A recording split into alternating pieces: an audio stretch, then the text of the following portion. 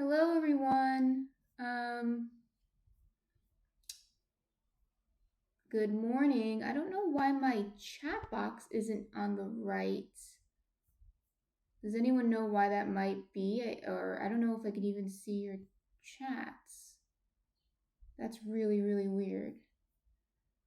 Okay. Let me go here.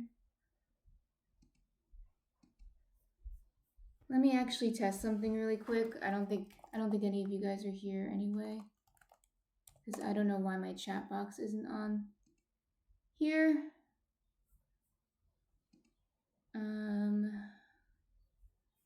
So how's everyone's morning?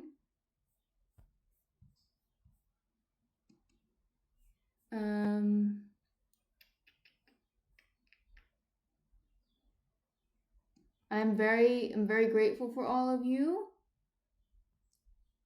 I don't know who's here. Like I said, I can't see the chat box. So if you guys are chatting, I don't know why I can't see the chat box. I'm trying to fix that now. Do we have to search in here? I'm very grateful that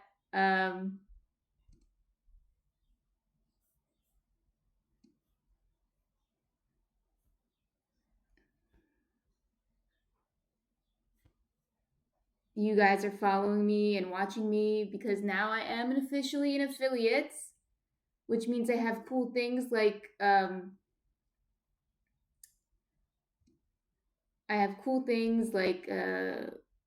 emojis or emotes. You guys call them emotes. I keep getting corrected when I call them emojis. How do I test the chat box on Streamlabs? Now I don't even know how to test the chat box. I thought there was a way to do that. Let's see. What happens when I send a message on here? Oh, Bob is sending a message. Hold on. Oh, I can't see. Oh, I see it on here. I see your message on here, but not on the side. Why is that? Maybe it's under here.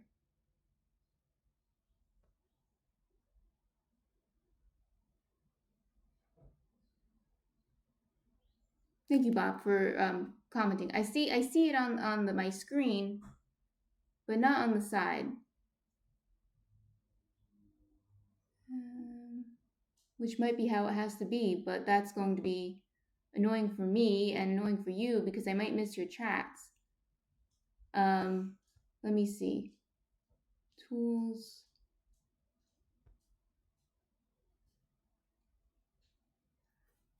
There's Munchkin.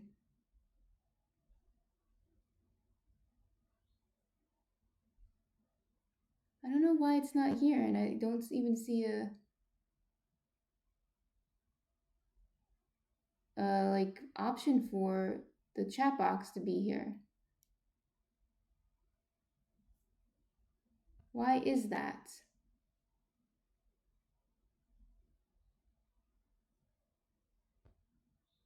Okay, we might just have to get started because I really just don't see an option to have the chat box come back up. I don't know where it went. I didn't touch anything since I last was here. So that doesn't even make any sense to me.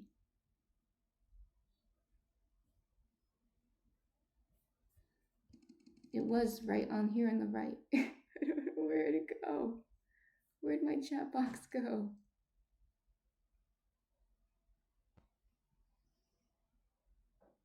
Captions.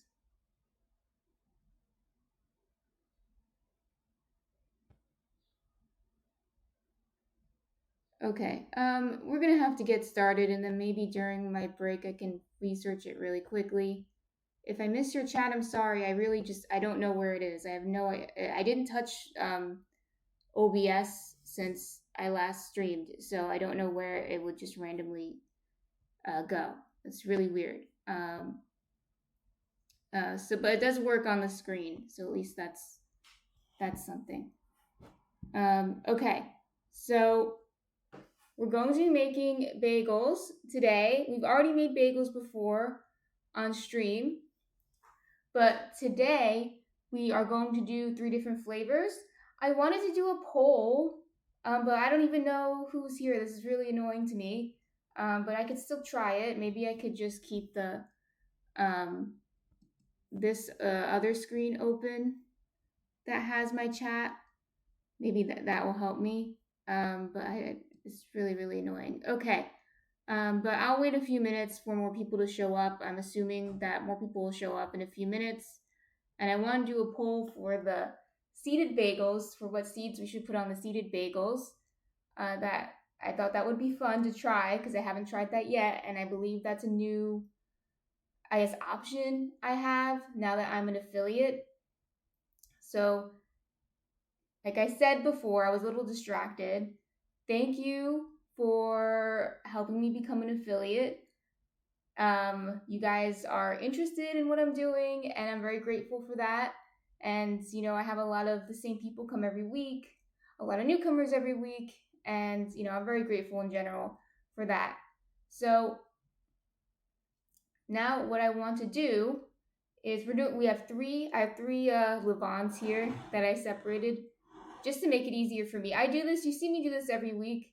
You don't have to do this, but the night before I separate what I'm going to make, so that way in the morning it's easier for me. So I have 3 levains here. They're about 150 grams. I should actually start lowering the amount I use just because it's getting a little warmer. So these might ferment a little quickly now that I'm thinking about it, but that's okay. So I want to make 3 different doughs. I'm going to make one plain, and that one we're going to make seeded. I'm going to make one rye, and I'm going to make one blueberry. So those are the 3 different bagels we're making today. So we've already made bagels before, so you know the drill. Bagels, what makes them different, other than, of course, the boiling, we'll talk about that later, the boiling. So we boil them, that makes it different. But the dough is different itself because it's a drier dough. It has a lower hydration. So that's why bagels are a little dense. They're supposed to be dense. If a bagel's too fluffy, I think that's just bread, in my opinion. So they're denser and they're chewy. We need to achieve that texture by lowering the hydration. And because we're lowering the hydration, we're going to need the dough. When we have a high hydration dough, you notice we can just do the stretch and folds, which are fun.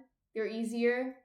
But when we have a lower hydration dough, stretch and folds become very difficult because the dough is just drier, right? It doesn't have as much elasticity. So we're actually going to knead the dough until it forms a smooth ball, and then we'll know that the gluten has developed. So since I have 3 different doughs, I'll show you how I'm going to do this.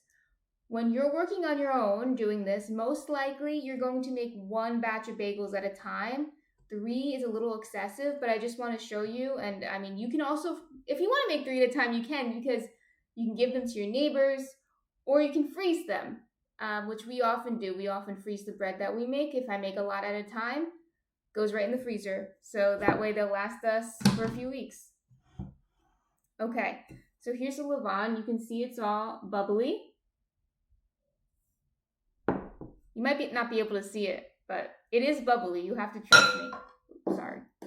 I'm going to use a scale. You see me use a scale every week. For those of you who are here every week, it's better to measure out your ingredients with a scale because you're going to get a more accurate result. Let's see. Where do I have everything? Water. I got probably too much water in here, but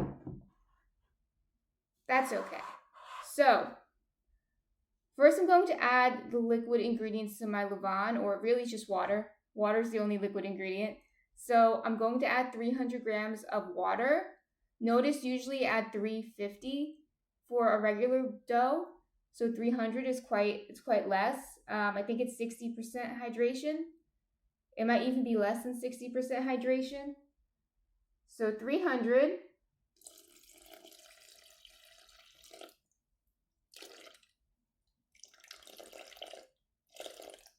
Be careful if you're pouring out like this. I poured it a little over. Let me just be careful.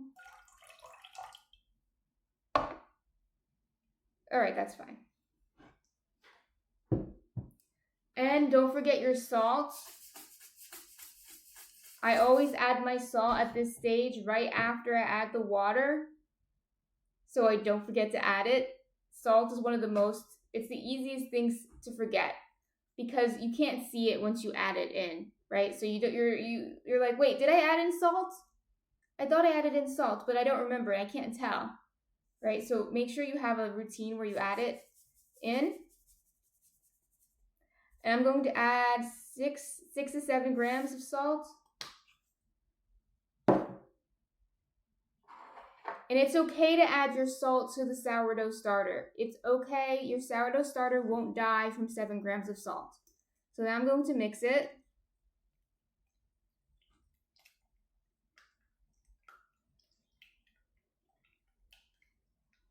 I'm going to have this one be the plain dough.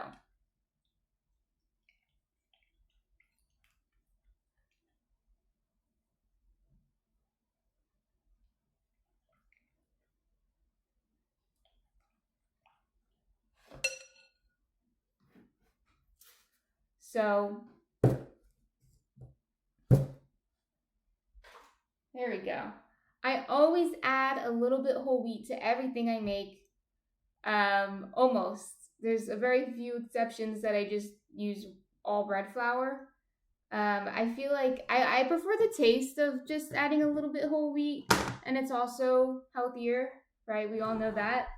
So I'm going to add 100 grams of white whole wheat.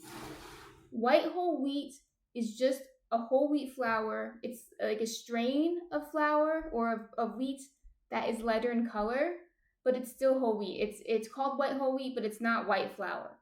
I use this because it's really healthy, but it has less of a whole wheat flavor, and it is lighter in color, so you kind of can't tell there's whole wheat in it. So it's really helpful if you want to make something that's not supposed to be whole wheat, but you want a little bit of extra nutrition in it. So, and it tastes really good. I think adding a little bit of this helps the flavor of your bread a lot. But if you don't have it, you can omit it and just use all bread flour, or you can use regular whole wheat, right? Because I'm only adding 100 grams of this. So I'm going to add 100 grams of white whole wheat.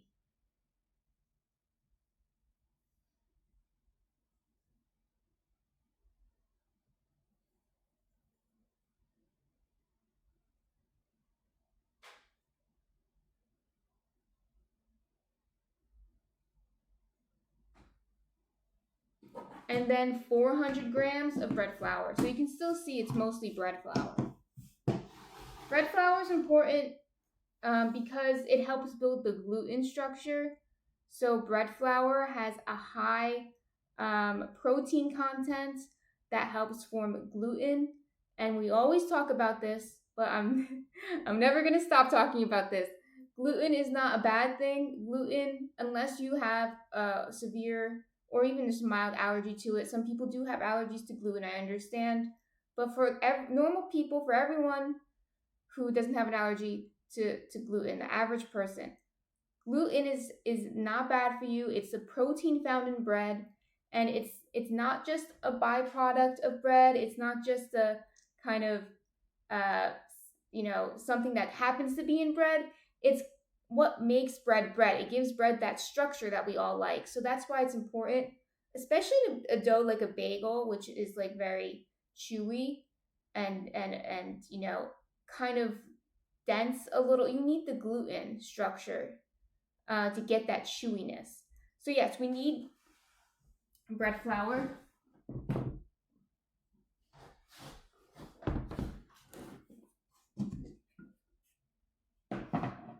So I'm going to get this up to 500 grams total. So 400 grams of bread flour, 100 grams of white whole wheat. That's 500 grams total.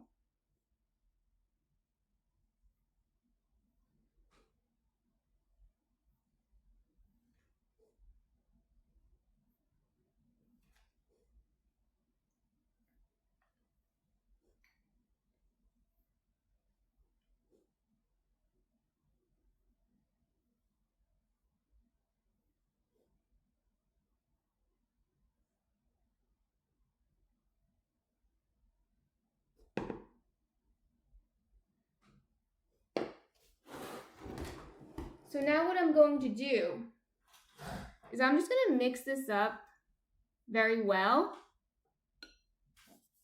So someone said, let me check on the, I'm so sorry about this. Let me check on the other thing. Someone said, Uncle Stinky said hi from Seattle. Welcome, Uncle Stinky, to the chat. I like your name. Hello from New Jersey. Today we're making sourdough bagels. If you are so inclined, you can introduce yourself, Uncle Stinky, and let us know if you're interested in baking, if you already bake a lot, or if you just want to learn new baking skills, or you just like watching people bake. Let us know, or any other information you want us to know in the chat. But welcome to the chat, Uncle Stinky. So right now, I'm just going to mix this up really well. I'm not really going to knead it too much yet. Normally, I would just go in. But since I'm making 3 doughs, I'm going to go to the next dough and come back to it. Since this will ferment relatively slowly because it's a sourdough, I'm not that worried about moving quickly. That's one thing I like about sourdough is I don't ever feel like I'm in a rush unless I over ferment something by accident. But other than that, I never really feel like I'm in a rush because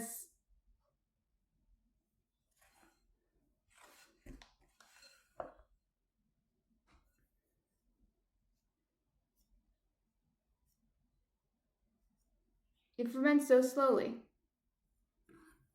So I'm going to get it more into a ball with my hands.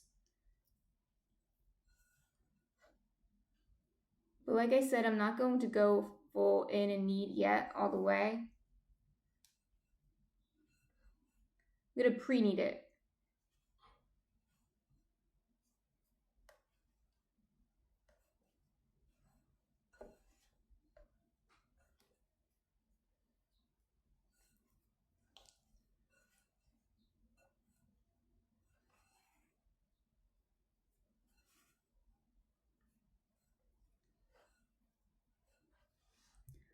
Uncle Stinky said, I dabble in baking bread sometimes. Baking is science. My dyslexic brain is not well built for science. Baking is science, Uncle Stinky. But it's kind of fun. I mean, it's not like chemistry class. That kind of might hurt my brain too. But there is a lot of science involved.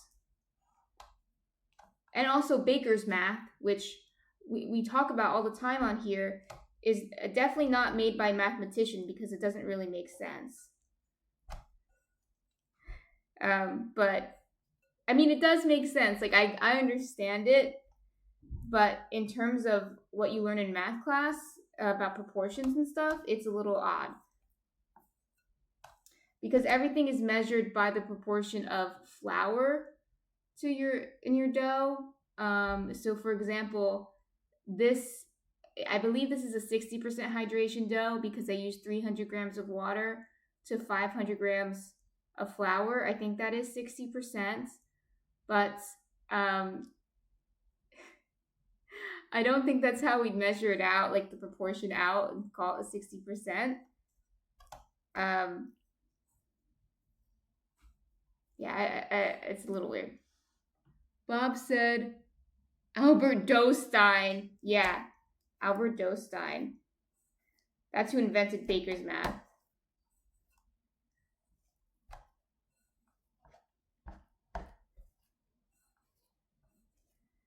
I mean, my main point there is I don't think it's too challenging. I think you can get it.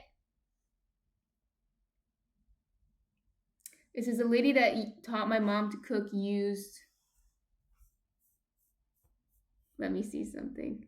I have to go back to used handfuls. Oh, handfuls as in a measurement? Handfuls as a measurement? I have to keep one of my hands clean while I'm doing this because my chat box isn't working right. I am technologically challenged, so you guys will learn that, unfortunately. And I didn't touch OBS since last time I streamed, but for some reason my chat box isn't on the side like it usually is. But luckily I can go back to Twitch and see my chat box. So I have to keep one of my hands clean so I can use it on the computer. But yeah, she used handfuls as like a measurement. She said take a handful of flour. How much is a handful of flour? That's too much. You don't use hands for your flour. Well, I guess you could, but it's a little weird. Okay, so it is a ball, so I'm going to leave it now. For now. My hand's a little sticky, but I'm going to leave this like this. This is not done, though. It's a ball, but it's not a smooth ball. The gluten isn't done developing, but it started. So I'm going to leave it while I do the next one, and then I'll come back to it. Letting your dough rest is good for your dough anyway. It will build some gluten on its own, which is really great, so we don't have to do anything. So I'll let it rest. And then I'll do the rye to move some stuff around. Okay. Then we'll do the rye. Keep this hand clean. So here I have my levain. This, for those of you who just entered, this is my sourdough starter. I separated it out last night and fed it last night in a separate bowl. It's bubbling up right now because it's very active. And I do that just to make it easier for me in the morning. And I say this all the time. Sourdough starter shouldn't be hard.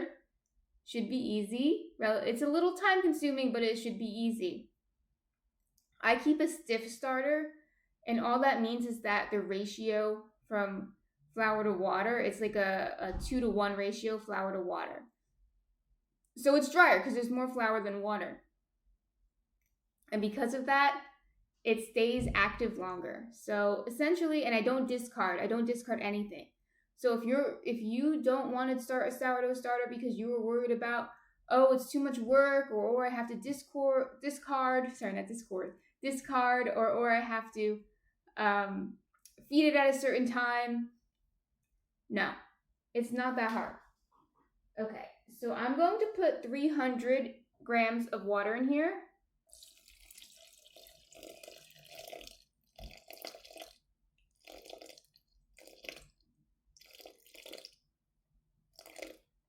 All right.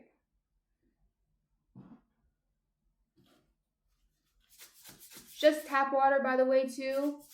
Again, don't make things more difficult than they have to be. Some people are like, oh, you need distilled water. You need to buy special bottled water, or you need a special filter. I just use tap water. If your water is not clean where you live, unfortunately, that's unfortunate. You can use filtered water, of course, but you don't need to buy special water for it. Okay, so that's 300 grams of water, and then we need 7 grams of salt. Don't forget the salt.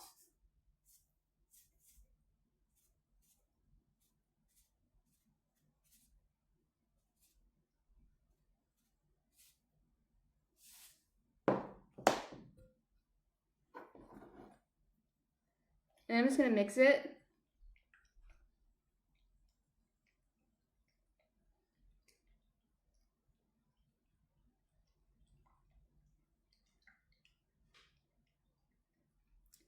Uncle Stinky, I don't add sugar to my sourdough, and you don't need to. Sugar doesn't actually make the sourdough starter more active, actually. I said actually twice there, but maybe that's because I feel like this is a big um I don't know, it's a big misconception that sugar you need sugar to make things more active. You don't. The sourdough starter will eat the flour. If you want to add more sugar to the dough, you totally can. I do it sometimes, but it's for enriched doughs. So, for example, a cinnamon raisin. I made cinnamon raisin bread with the sourdough yesterday. Yeah, it was yesterday, and I gave it to some of my neighbors. I added sugar to that dough because I wanted it to be sweet. No, Uncle Stinky, that's a Uncle Stinky. Keep asking questions. Uncle Stinky said, "I rarely bake. I was just curious. Never feel bad for asking questions. I don't add sugar to my dough unless I'm making something sweet." Was the answer. But you can add sugar to your dough, but it's not necessary. Is my point. What am I doing? Okay, this one I'm going to make the rye. I have my rye bucket here. So I'm going to add 100 grams of rye.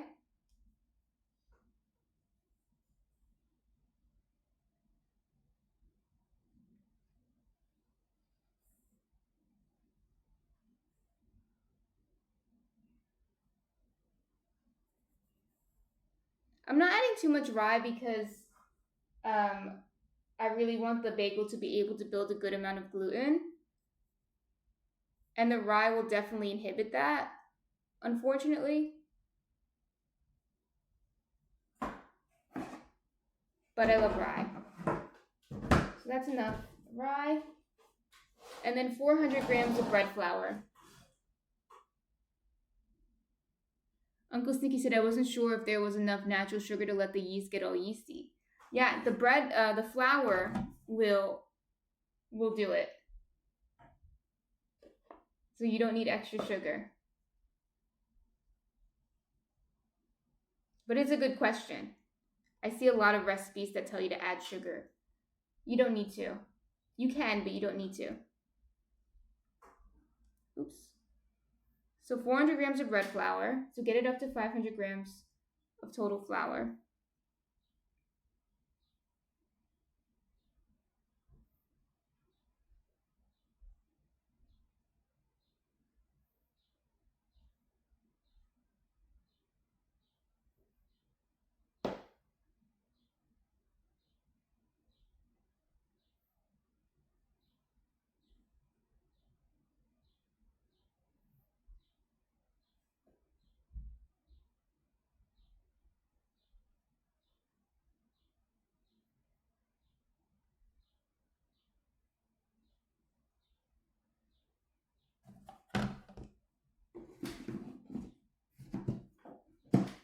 Okay, so I'm going to also add one more ingredient. So this one are rye bagels.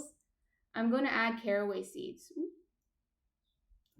Caraway seeds, in my opinion, are essential in rye. I know there's some people who make rye without it, and I know there's some like different types of rye bread that use different types of seeds. But in New Jersey, a rye bread usually has caraway seeds. So I'm gonna add only 15 grams, so it doesn't need that much. I might add less actually. 10 grams I think is enough.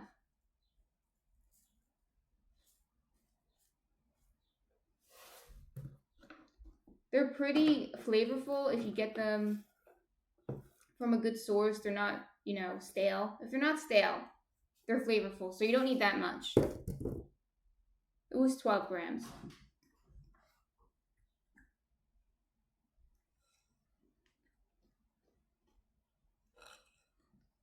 I'm going to do the same thing with this one.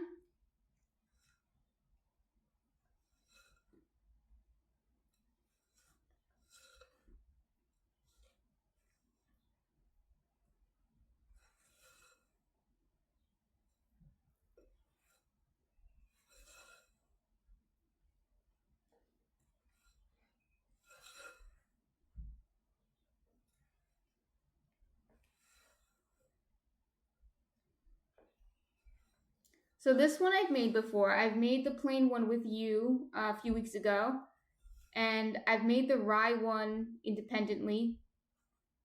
Rye bagels and pumpernickel bagels are my personal favorite, so I really like these. And I'm really excited to make them with you. But I haven't made the blueberry ones yet. I feel like it should be simple enough, but it is a little bit of a recipe test. We did a recipe test a few weeks ago where we made the pumpkin bread together, and that was my first. Well, it was my second time doing it that. It was my first time doing it that method, so it was still a recipe test, even though it wasn't my first time making it. So and it came out really well. It was successful. So hopefully this recipe test is also successful. But if not, I will show you my fail.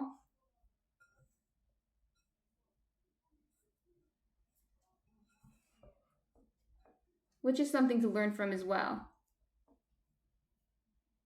So I'm going to gently knead it until it's a ball. Then I'm going to wash my hands. And then we'll come back and do the last one, which is the blueberry.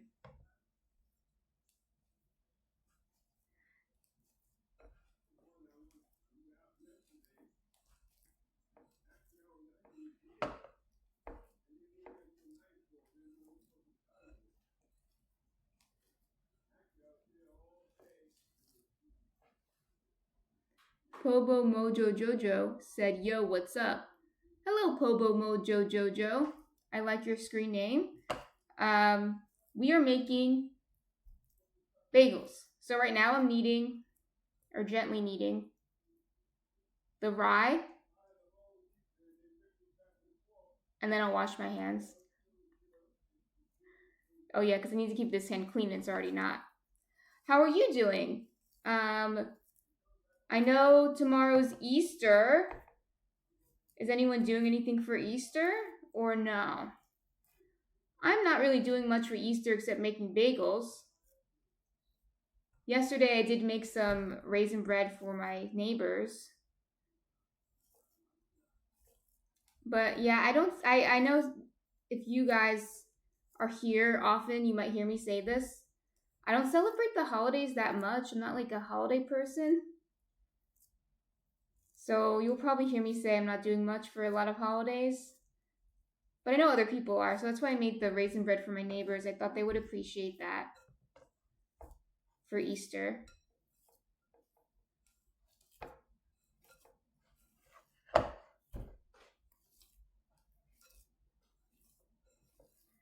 So at this stage, we just really want it to come into a ball because we're going to knead it again.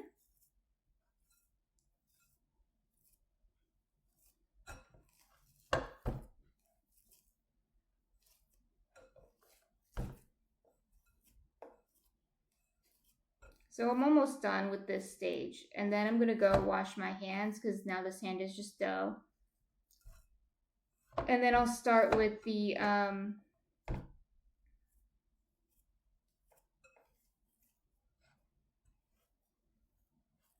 blueberry one.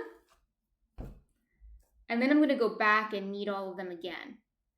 So I'm doing it this way. I did it this way the other day when I was making multiple bagels at a time. And I'm able to do this because I'm using sourdough, and sourdough ferments pretty slowly. So I'm able to take my time. It also helped out last time I did it like this because the waiting time actually helped the gluten form a little bit while I was waiting. So it made the kneading a little bit faster. So it ended up working out. So if you have time and you're patient, you can wait. You can make this dough like this, right? Get it into a ball. Wait like a half hour and then come back to it and finish kneading it if you have patience. But I think that worked out better actually a few days ago when I did this. Okay, so I'm gonna close this up.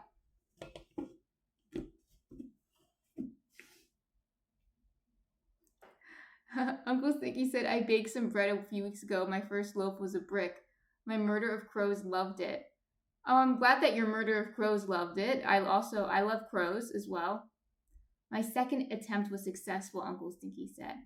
Okay, I'm gonna go wash my hands, but while I'm washing my hands, you can let me know, because I'm very curious. What did you do differently with your second loaf? What made it successful? I'll be right back.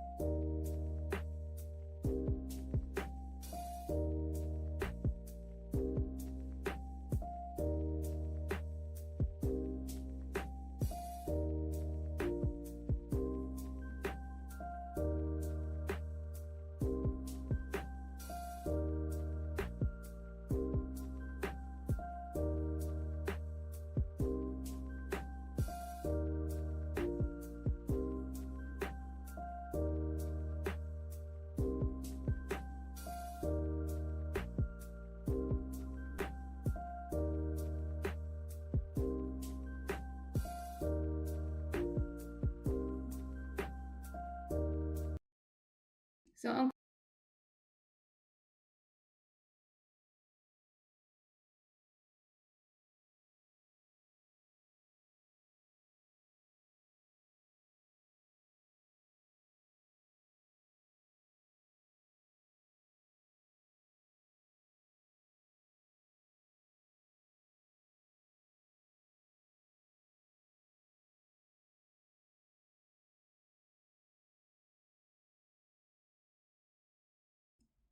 I didn't turn on my mic. Thank you, Uncle Stinky. Yeah, so I was just saying it's a really good skill to uh, know how to correct your mistakes. Just in general, like I'm a teacher. I'm an English teacher by trade, and I always tell my students I don't. When I write, an essay, say I don't really write essays anymore. But let's say I read an essay. It's not perfect the first time I write it, right? I have to go back and fix it. I do. The English teacher does, right? Even the best writers do that. So if you know how to correct your mistakes, that's a good skill. So I think the Uncle Sticky saying that first loaf was good, the first loaf was no good, and the second loaf was good. I was curious, what'd you do to correct your mistake? Here we go. So now we're gonna do the blueberry one. I had to think for a second. What am I doing now? We're doing the blueberry one. So it's going to be the same as the first dough we made, except I'm going to add these blueberries. These are dried blueberries, but I dried them myself. I like to do this. They're frozen blueberries that I just put in the oven last night at a very low temperature for a few hours. And they're not fully dry. They're still a little wet. So it's really easy to do. So Uncle Stinky, yeah, the kitty's here. He's sleeping. Oh wait, let's do it this way. There you go. Now you can see the kitty. Oh, I have to fix to fix my couch. But yeah. So yes, Uncle Stinky, the kitty. He's always here sleeping and he likes to hang out with me in the living room. So he likes to sleep right there. But yeah, they're really easy. But you can just buy dried blueberries and use them that way. It's totally fine to do that. So I'm going to do the same thing. So 300 grams of water.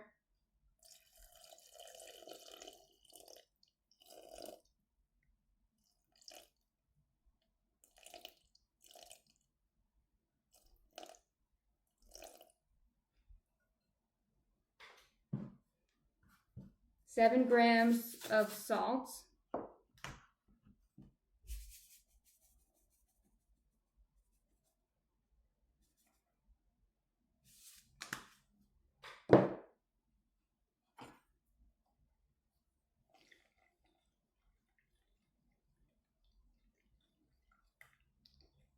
You'll notice a pattern with what I'm doing.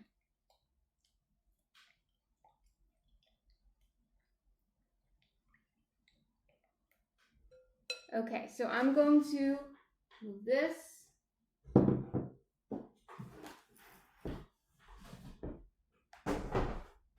I'll do it this way.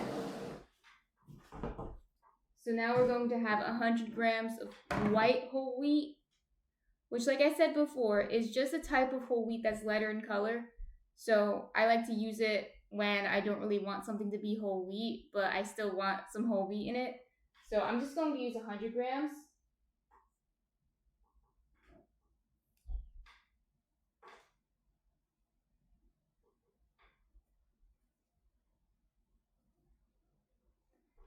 And then 400 grams of bread flour.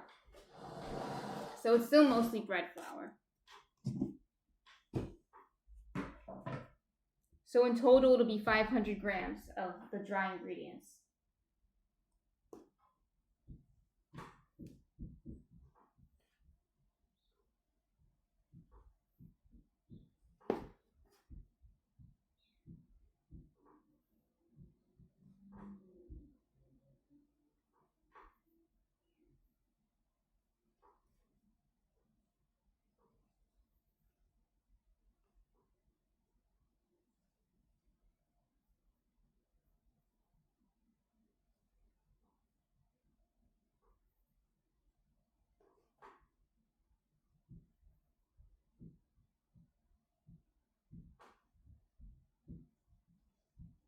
Yeah, that's fine.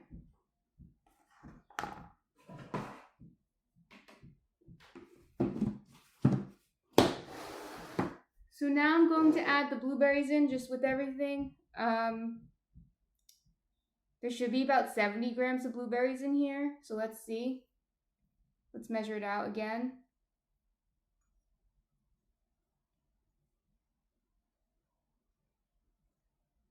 Yeah, it's exactly 70 grams actually. If that's not enough, I do have some pre-dried blueberries that I could use. I think I might have not dried enough, but we'll see. They do lose weight when they're dried.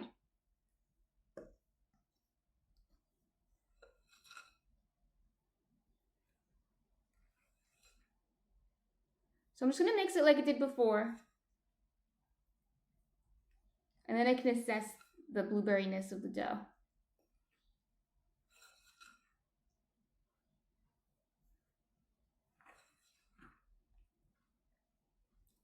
Each one of these batches is going to make 6 small bagels.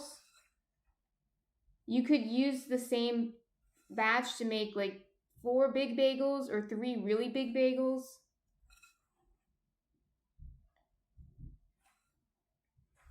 But I just make them into 6 bagels on the smaller side.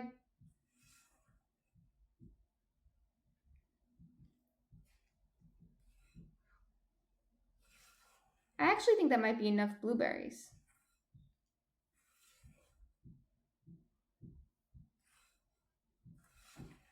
That's good. Does anyone here have a favorite bagel flavor?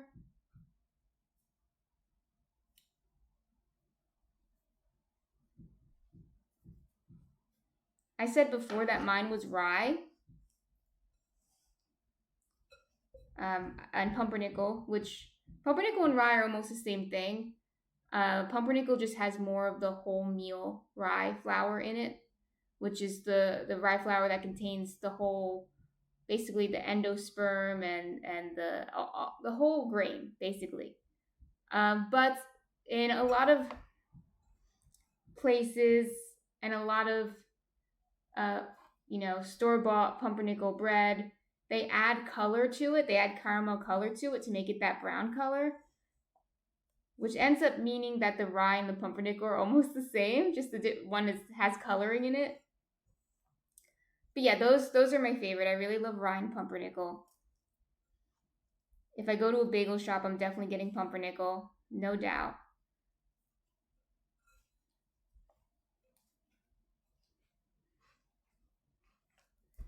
And here where I am in New Jersey, I mean, bagels are a staple. It's something you do on the weekends is get bagels. And I still do, even though I make my own bagels, I still sometimes do get bagels, support local businesses. And can't always make fresh bagels. It's time consuming. So, I am a bagel girl. Last week we made pizza, which is another staple in this area, bagels and pizza. But between the two, even though they're different, you eat them at different times of day and etc. They're different.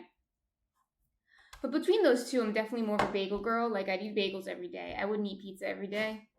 Although the pizza I made last week is really good, and I one of them I added beet pesto to them, and they're so good. So Bob says, can you add chocolate to them? Yeah, you can add chocolate to them. You can add chocolate powder, or you can add chocolate chips if you want bits of chocolate. I've never done it, but I think I've seen that in the bagel shops. Like, not all the time, but I think I've seen it sometimes, like as a special. So yeah, you can add chocolate to them. I think when I see them in the bagel shops, I think it's chocolate chips they add to it. And then Uncle Stinky said that he didn't venture outside of the plain bagel other than maybe the blueberry bagel. I mean, plain bagels are always just good. I mean, if they don't have pumpernickel, I'll usually get a plain. I don't usually get the sweeter bagels like the blueberry one, but I do want to try to make it.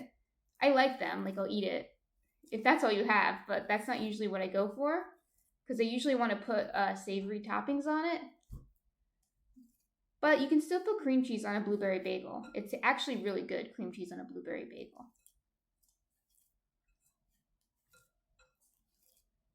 I also want to do one, although not right now, not today. I want to do a bagel with cranberries in it.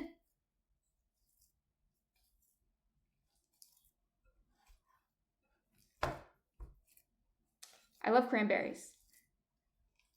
Bob knows this, and some of your other chatters know this, that I love cranberries.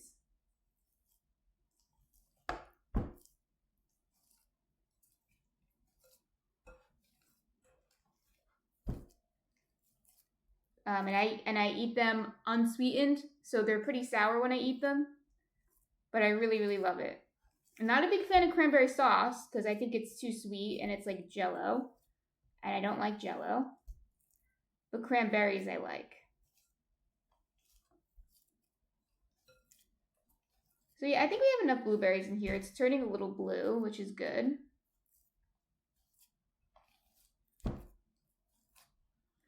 Uncle Stinky says, I'm currently snacking on a plain bagel, cream cheese, and ham. I know.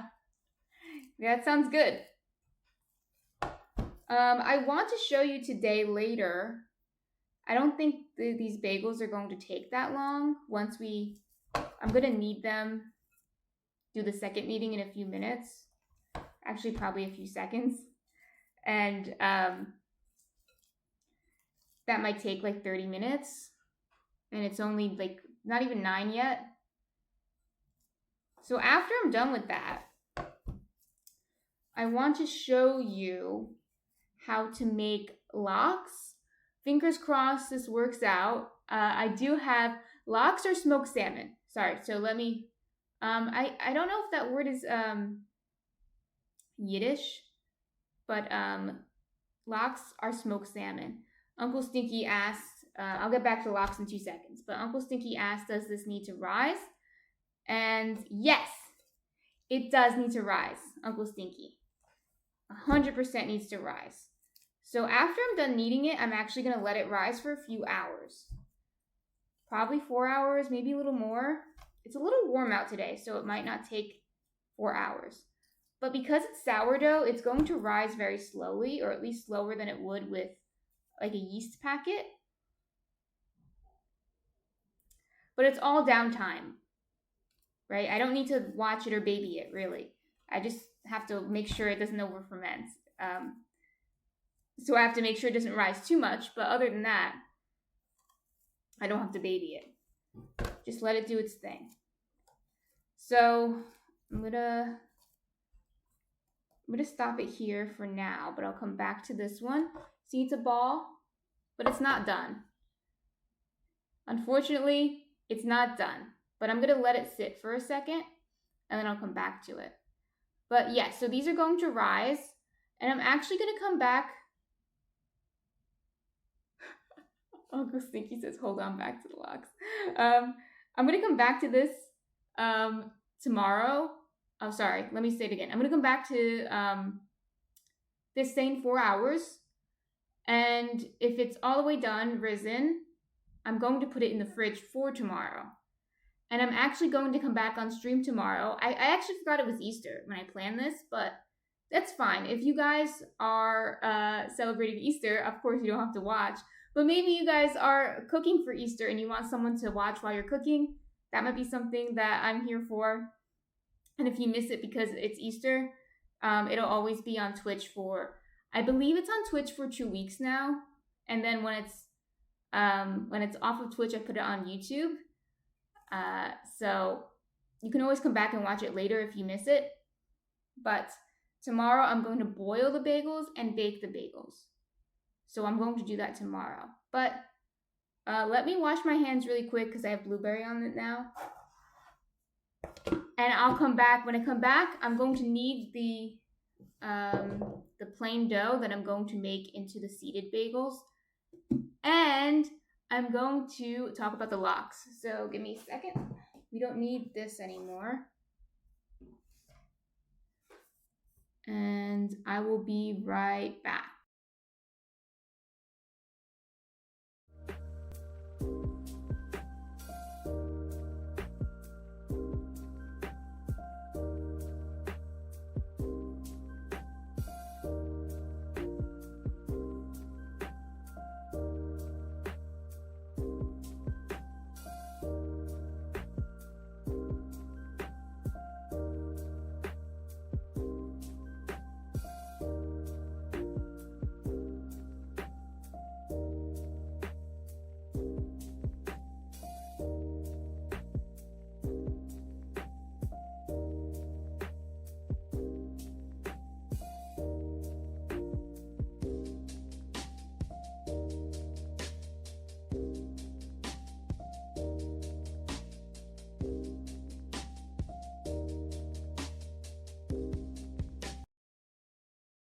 Okay, here I am. I remember to turn on the mic this time.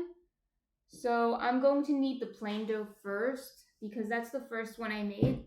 So I'm going to go back in order. Oops. So back to what I was talking about with the lox. Now today, like I said, after I'm done kneading these, there's nothing much else to show you until tomorrow. So I want to do something else with you. And I mentioned this last week. I think one of my followers actually gave me this idea.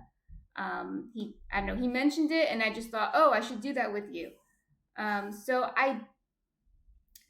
If you don't know, this is a vegan channel. But if you're not vegan, it's okay. You can still come and watch. But when I say I'm making lox, which by the way, for those of you who don't know, lox are smoked salmon. I don't know if they call it that in other places, but we call it that here. So it's smoked salmon. They're thin cuts of smoked salmon and they're like bright pink. I have seen them in Europe too, but they don't call them lox there, but it's the same thing. And I'm not going to make lox with fish though. I'm going to make lox with tomatoes. So I'm smoking the tomatoes, and you have to trust me on this. It's delicious. Even if, you eat meat, you might like this. You might want to smoke tomatoes sometime. So back to this. I'm going to lightly flour my surface. I actually might keep a little bit of flour in here.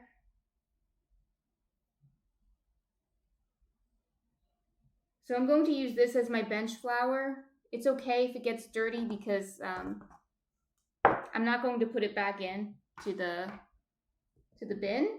That's the reason I'm taking it out, because I have this big bin here and I don't want to get what's in here dirty with my dirty hands once I start kneading it. So this one I'm going to leave here as my bench flour.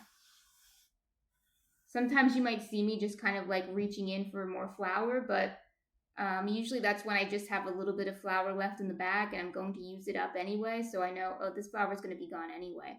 But this is just too big of a bin. I don't want to get it dirty.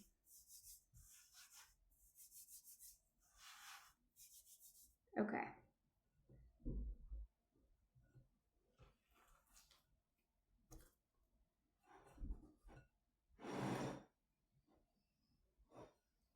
So this is the plain dough. Oh, it already feels better.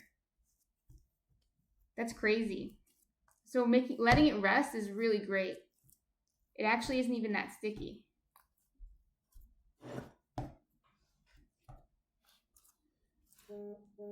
So yeah, I'm really going to, I might change, I have a recipe on my blog, jerseygirlbreadshop.com. I just started that blog this year. So I'm working on adding more recipes to that, but I do have a sourdough bagel recipe on there. I'm going to update it though, the process. Uncle Sticky says, I've grown tomatoes and we have at least 2 smokers here. I'm saying you should try it. I'm going to use an indoor smoker. So before I start, I have to make sure I open the window. I usually don't do it in the living room. I usually do it in the kitchen.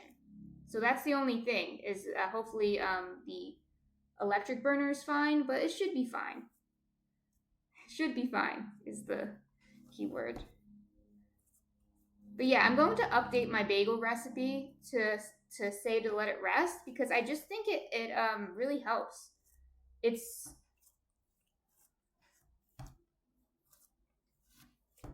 just so good. Yes, Uncle Stinky said that homegrown tomatoes are so good. Unfortunately, I don't grow tomatoes. I do grow parsley. I have a fig tree, but the fig tree doesn't grow figs yet. Maybe one day. But the fig tree's name is Fig. So we're very creative with that one. But yeah, homegrown food in general is really great if you can manage it. In the future, I do want to have a garden. Right now, I live in an apartment. But once I have my own house with a yard, I will have a garden, and it will grow probably tomatoes. Bless you.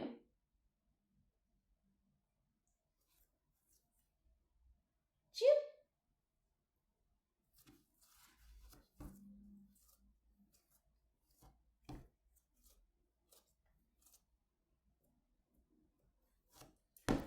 Munchkin right here, who's sneezing. He's a sneezy boy. He has to go to the vet soon. Anyway, so I'll ask about that. But pretty sure it's just a side effect of his medicine. But I don't want him to be uncomfortable.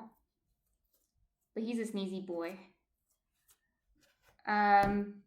Yeah, Munchkin over here is 15 years old. Okay, Mom said seasonal allergies. No, I don't think he's got seasonal allergies, because he's always like this. He's always a sneezy boy. But yeah, he's 15 years old. Quite incredible. And he's doing okay other than being a sneezy boy. And he has hyperthyroidism. But it's not too bad.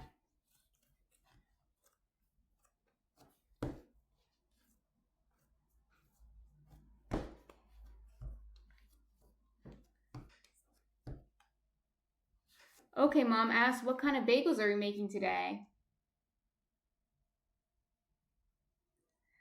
Uncle Sneaky said, my roommate homeowner will take a weed whacker to any plant outside of flowers. So even tomatoes? Even like regular plants? So today we're making, right now I'm kneading a plain dough. And we're going to make this into seeded bagels. When I'm done, actually, I want to try out doing a poll because I've never done that before of what seeds to put on the bagels. But this dough is plain, and tomorrow I'll put seeds on it. And then we have rye bagels. So after I'm done kneading this one, we're going to knead that dough. It's already done. We did the doughs already. Now we just need to knead it. And then I have blueberry bagels. Uncle Stinky said, tomatoes, catnip, my plants mostly. Sorry about that. So see, notice the dough's not even sticky anymore. That's good. So before it was getting super stuck to my hands, we let it rest and the dough actually started forming gluten without us. It's incredible. So letting it rest is super, super great and super important if you don't want sticky hands.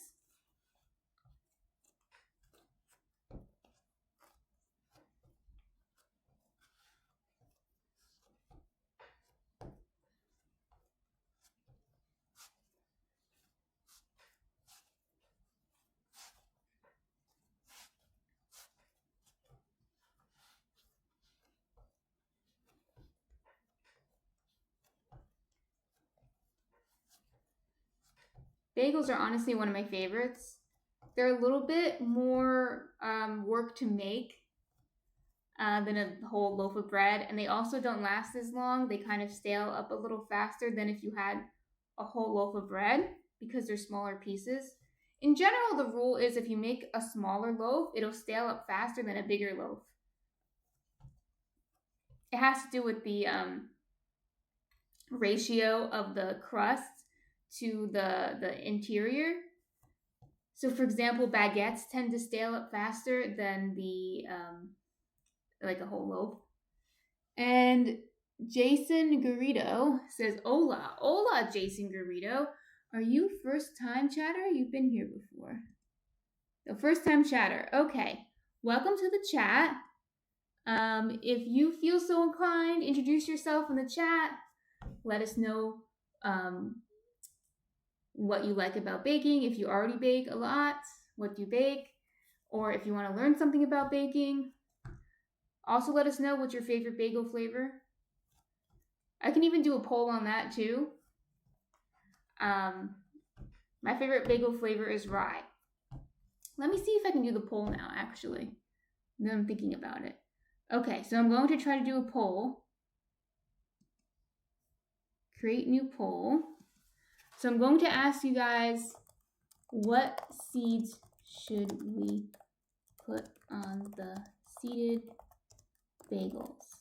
And our options are sesame seeds. I almost forgot all the seeds. Sesame seeds, poppy seeds, Nigella seeds, and for those of you in the know, Nigella seeds are delicious. They kind of taste oniony.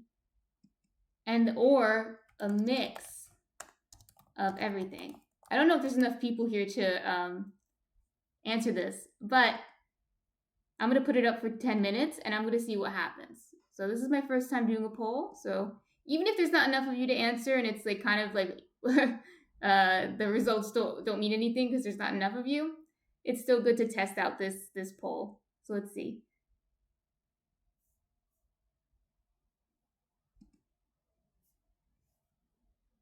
Okay. Let me come back here and see what it looks like. Oh wait, I can't even see what it looks like. You guys can tell me what it looks like and if you can answer the poll.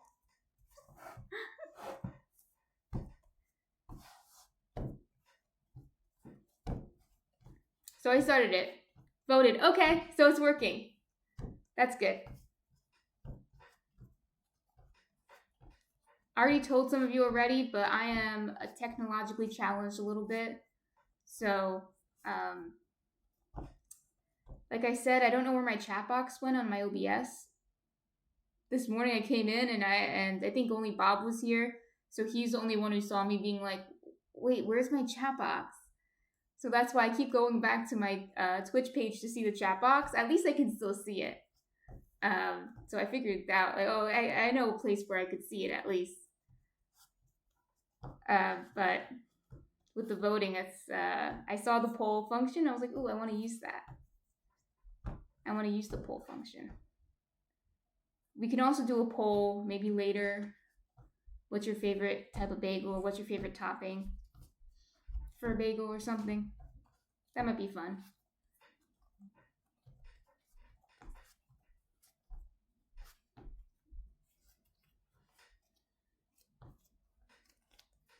It's not quite done yet because it's not smooth. I want it to be smoother than that. So I'm going to keep going. It doesn't need too much. Maybe I'll add a little bit more flour, but it doesn't need too much more flour. It's pretty firm.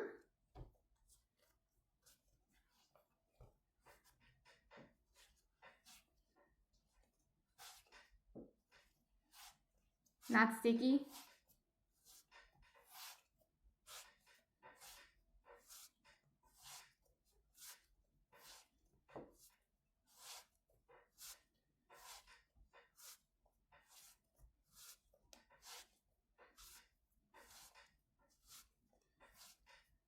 So for those of you who were here maybe last week or the week before, you will see that I don't usually knead the dough. I usually do stretch and fold. Stretch and folds are so much easier. But OK Mom asked, how do you make vegan cream cheese? There's a lot of ways to make vegan cream cheese. My favorite, actually, vegan cream cheese that you get from the store is Miyoko's. I'm definitely Miyoko's fan. It's fermented, so some people don't like it, but I really like that one. You can make vegan cream cheese, though. The easiest way, you'll probably see it online a lot, is just to blend cashews with lemon juice and salt and do it that way. And there might be some other flavors they add to it. So make a cashew cream. Some people do it with tofu. I quite like the tofu ones. I like the tofu cream cheese. Tofutti is an old school vegan cream cheese brand that is great. I actually really like it. You can't beat the classics sometimes. But I'm experimenting with making my own fermented cream cheese. But like I said, I don't have that recipe up yet, and it probably won't be up for a little bit because I want to test it in the summer to make sure it's safe for warmer climates. When you're fermenting things that are higher in fat, you have to make sure it's safe. It is, I guess, more likely to develop mold because of the high fat content. So I just want to make sure that it's safe for the summer or warm temperatures before I release something like fermented cream cheese. But there are a lot of ways to make your own cream cheese. I've done them before. I do like the tofu method. Or you can buy vegan cream cheese if you don't want to make it yourself. I sometimes wait for it to go on sale, like the Miyoko's cream cheese is a little expensive. So if I really want that, for whatever reason, I'll wait for it to go on sale. And then once it goes on sale, I'll make bagels.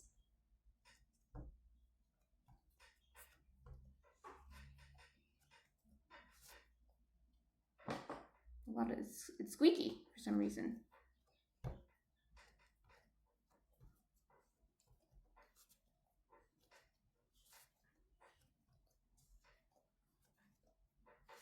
Some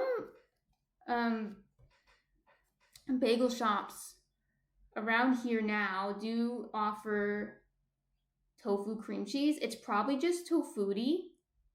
It's probably what it is. That's fine. But I think that's pretty cool that they offer it.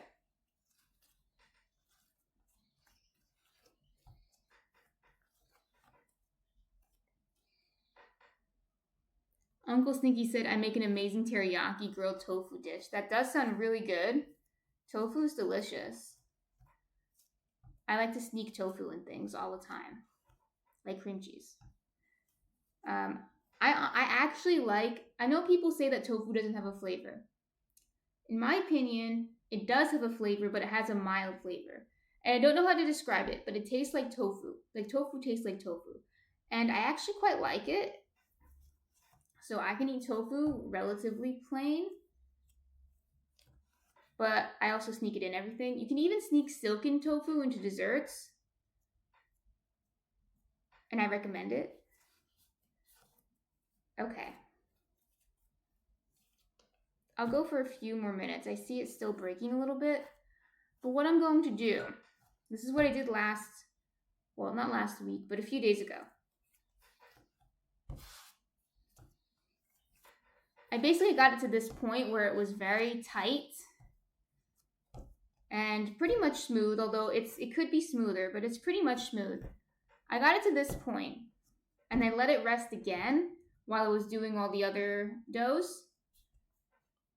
And then I came back to it to check on it. And then I just kind of did a quick wrap, which I'll show you. It's kind of similar to a stretch and fold, but it's easier to do on these dense doughs. Just to check on it. And once I did that, I was like, wow, it's so smooth. So it worked out.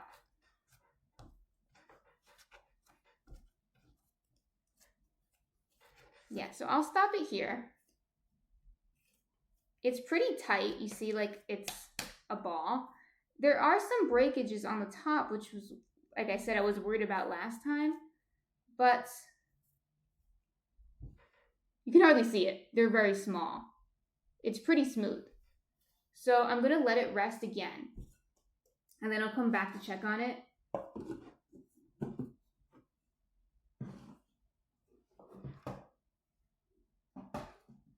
I want the rye one next. Let me check if this is the rye. Yes, this is the rye. So now I'm going to do the same thing with the rye. Put a little bit of flour on the surface, but honestly, you don't need that much. Last time you saw it, it got really smooth very quickly. The rye might be a little stickier, but let's see.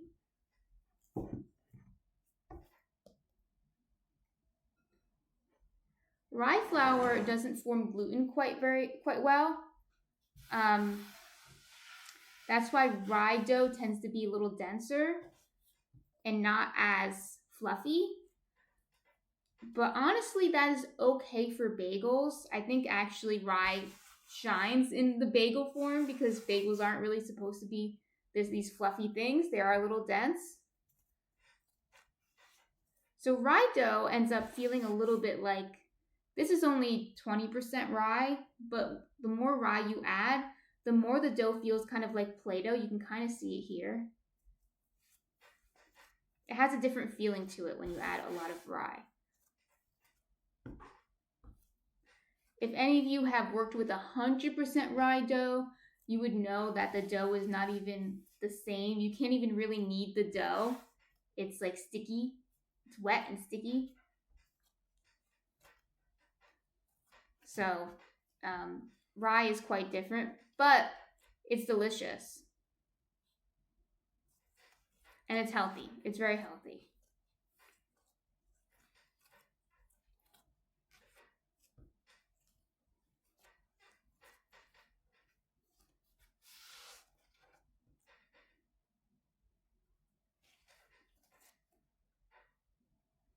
Uncle Stinky said rye might be my favorite bread, at least for sandwiches. Yeah, I love rye bread. Love, love, love rye bread. For sandwiches, I like what we call it deli rye or Jewish deli rye. It's about 20% rye, so it's about the percent of rye that this is going to be. So it's not all rye. All rye, you'll notice, is very dense and almost wet. Even when it's done baking, it's a little wet.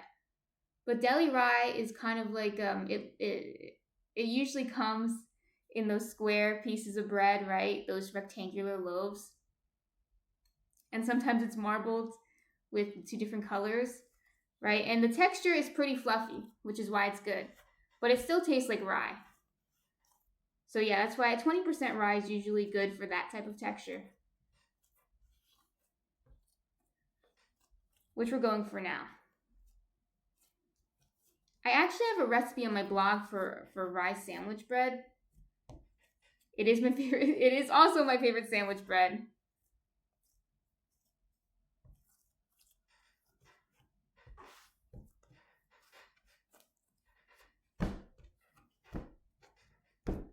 My table was squeaky today. IKEA table.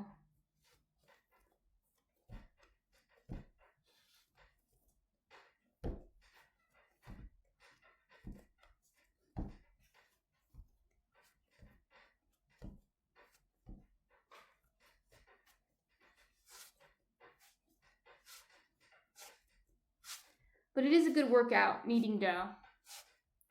So, this is my workout for the day. Don't even need to get my steps in, Just get, it's arm day.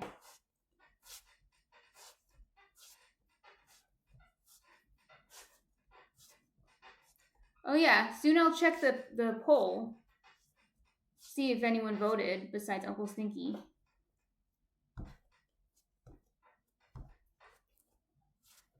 So I was saying before how I have a blog up with some recipes on there.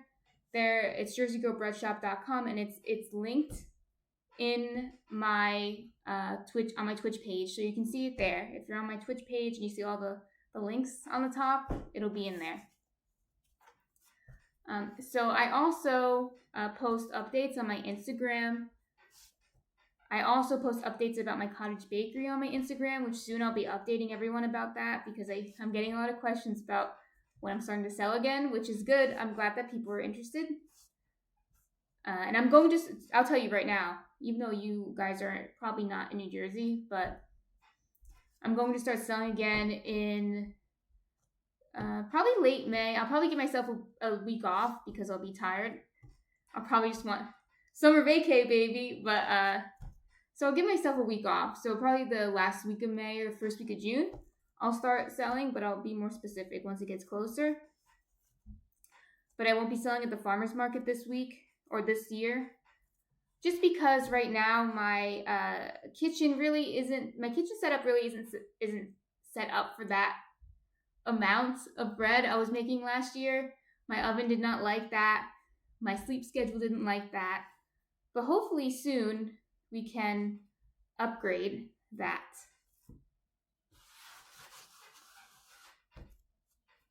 But it won't be for a while because I would need a new house. We would need a new house. So, but for now, I still want to keep the dream alive. So I'm going to be running it just the scale that makes sense for my kitchen.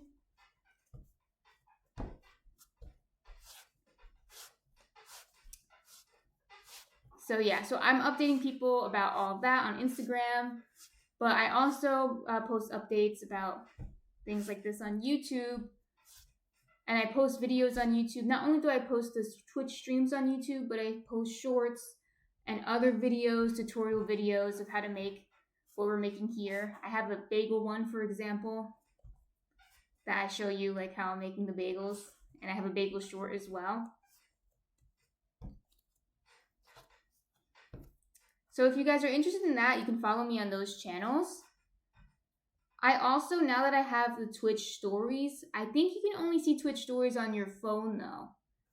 Not quite sure, but I think you can only see it on your phone. But now that I have access to Twitch stories, now that I'm an affiliate, I do post updates on there. So we put a little bit more flour. So that is an option to keep up to date on my Twitch streams, to look at the stories.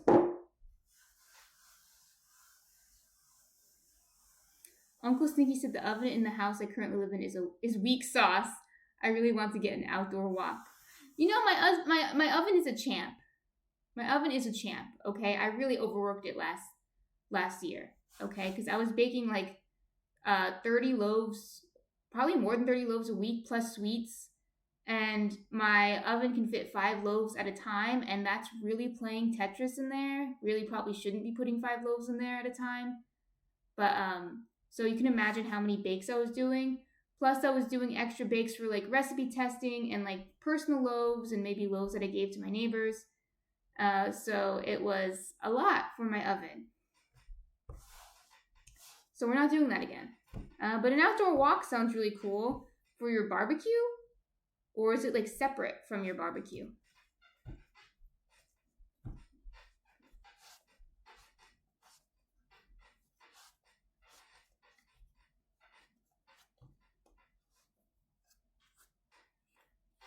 What I want is a bread oven, which is like totally would need to rewire the electricity to get a bread oven in here, but they do make bread ovens for cottage bakers that are smaller than the ones they use in a regular bakery.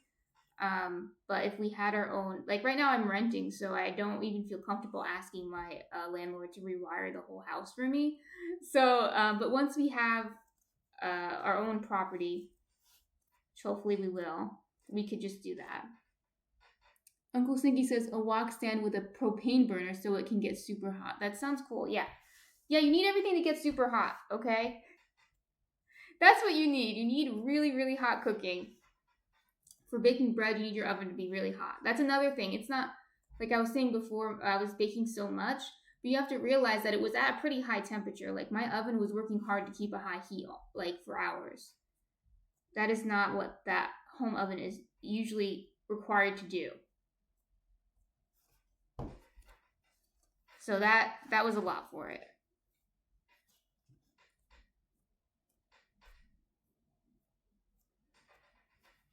But yeah, that sounds good. That sounds really cool. I have a friend who still insists that electric is better than gas. And I did acquiesce a little bit to what she was saying because she was like, well, what about for like a bread oven? And I was just like, oh, well, you're kind of right because a bread oven usually is electric, especially for home. I feel like it's safer than a gas oven for a huge bread oven for your home to be electric. Um, but for the stovetop burner, I'm like, the stovetop burner, there's no way gas is better for a stovetop burner. No way. And I would assume it just gets a temperature hotter. And it just cooks differently, I feel. It just cooks differently. There are some clips on my Twitch page, which you can go back and look at, of me complaining about the electric burner. Because I have a portable one for here. Because I think they make portable gas ones, but again, I think that sounds dangerous. So I have a portable electric stovetop to show you guys what I'm doing. And I have some clips of me complaining about it. Because what happened was I think the first thing I was making I burned, and then the second one wasn't cooking right. I think maybe the third or fourth one I got just right. So let me see what Uncle Sneaky said. Only one person voted for the poll, by the way, and it's sesame seeds. Sesame seeds might just win then because no one voted. My non-eating roommate has a sister that had a house built around their kitchen. I so love that setup. What do you mean, my non-eating roommate? What does that mean? Has a sister that has a house built around their kitchen. That's really cool. That's really, really cool.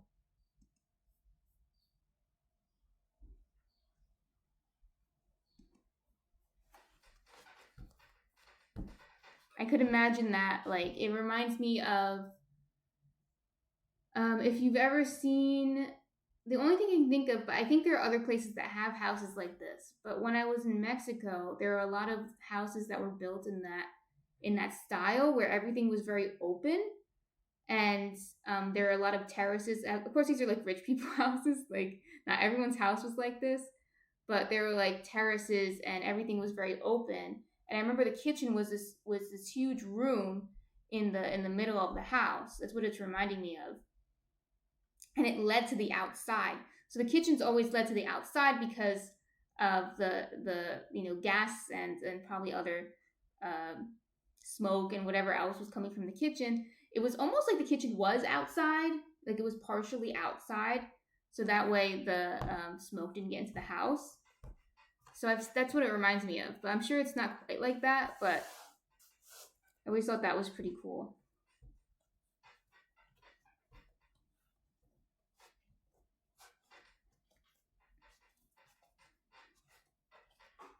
I think this is almost done too.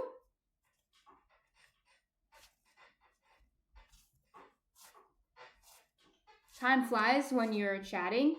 If I'm not chatting with you while I'm eating, I usually put something on, like music or a video or something to keep me entertained while I'm doing this, because it's kind of a repetitive motion, but you want to keep going. You don't want to stop. You don't want to say, oh, that's enough. You kind of want to knead more rather than less. You're not going to over knead by hand, basically. You're not going to over knead it. More likely, you're going to under knead it. And I can't think of the word, but I sometimes do it, basically. I sometimes do that, and when that happens with bagels, the bagels tend to rip. So you get these kind of rips in the bagels, and they're still delicious, but you really want the gluten to be really strong in the bagel. So you do want to knead it.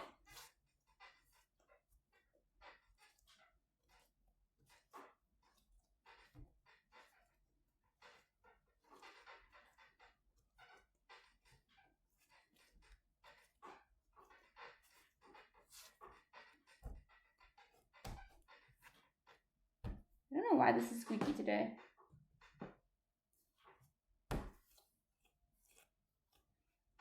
Uncle Sneaky says, my non-eating roommate eats mostly bland foods. She mostly lives on soy milk and cereal. Okay. Well, at least she's eating something. But soy milk and cereal, that's okay sometimes. I like, and when I was a kid, I liked this, and I think I would still like it. I haven't had it in a while, but I like peanut butter cereal. I love peanut butter. If you guys are new here, you might not know that, but I love peanut butter. So I like the peanut butter cereal. Like Captain Crunch makes a peanut butter cereal, but there's off-brand versions of that are the same. I didn't really like Reese's peanut butter cereal because I don't want the chocolate in my peanut butter. I just want peanut butter. So yeah, I remember I liked Captain Crunch peanut butter cereal. And sometimes, like, plain Cheerios is fine. You can add cinnamon to it if you want. But yeah, I rarely eat cereal. Rarely, because we usually have a lot of other goodies in the house from my baking. So I don't really need that. I have enough sweets in the house, definitely. And enough bread to make peanut butter toast instead of peanut butter cereal.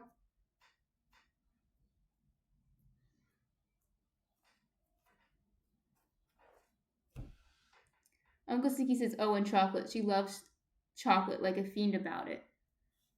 That's interesting. Chocolate and cereal. I hope she eats vegetables. Because chocolate is not a vegetable. There was this video, speaking of chocolate not being a vegetable. Who is it? The Food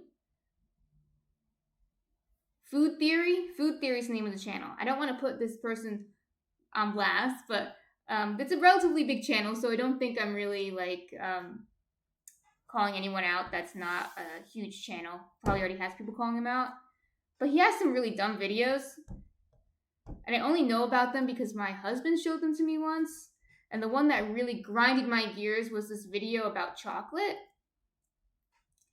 And he was talking about how dark chocolate is a healthy food, which it can be. I'm not going to deny that dark chocolate without any added sugar, which is very hard to tolerate. Most people don't eat chocolate without any added sugar, can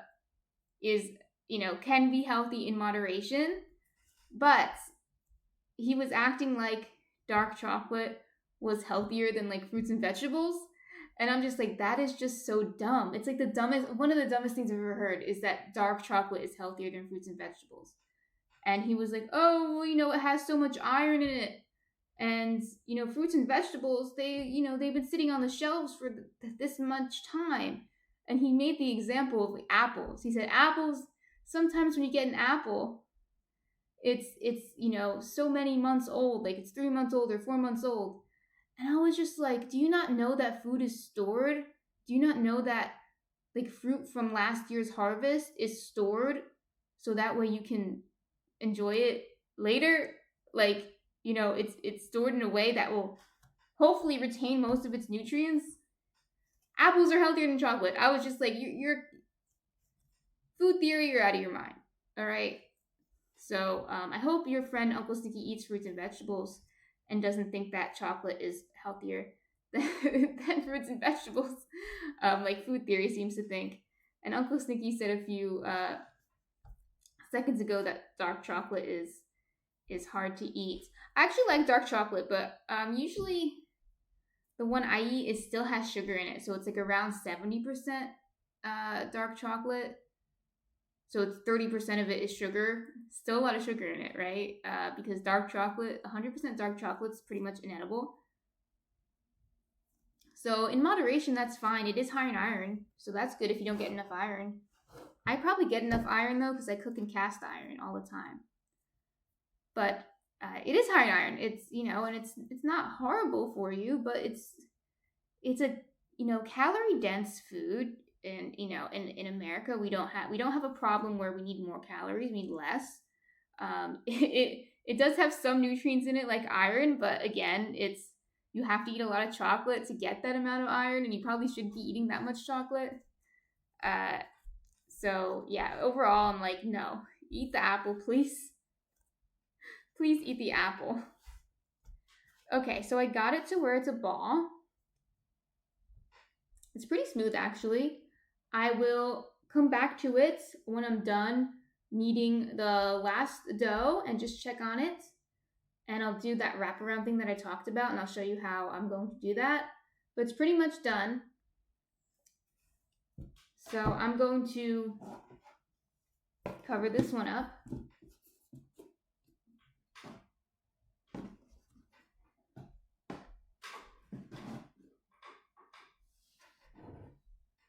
Then I'll take the blueberry one out, the last one.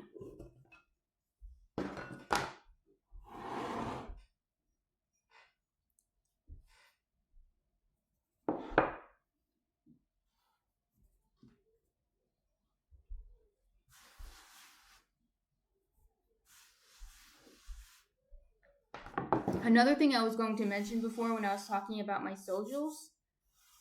So I'm on Twitch. Follow me on Twitch if you want to see more of this. I do this every weekend, right? A lot of you already know that. And also on Wednesday, I have like I call it midweek toast, where I just show you something I put on the toast. In this case, maybe Wednesday, I should still have bagels left, so I'll show you something I put on the bagel, and we can just chat. It could be about bread, it could not be about bread, it could be about whatever.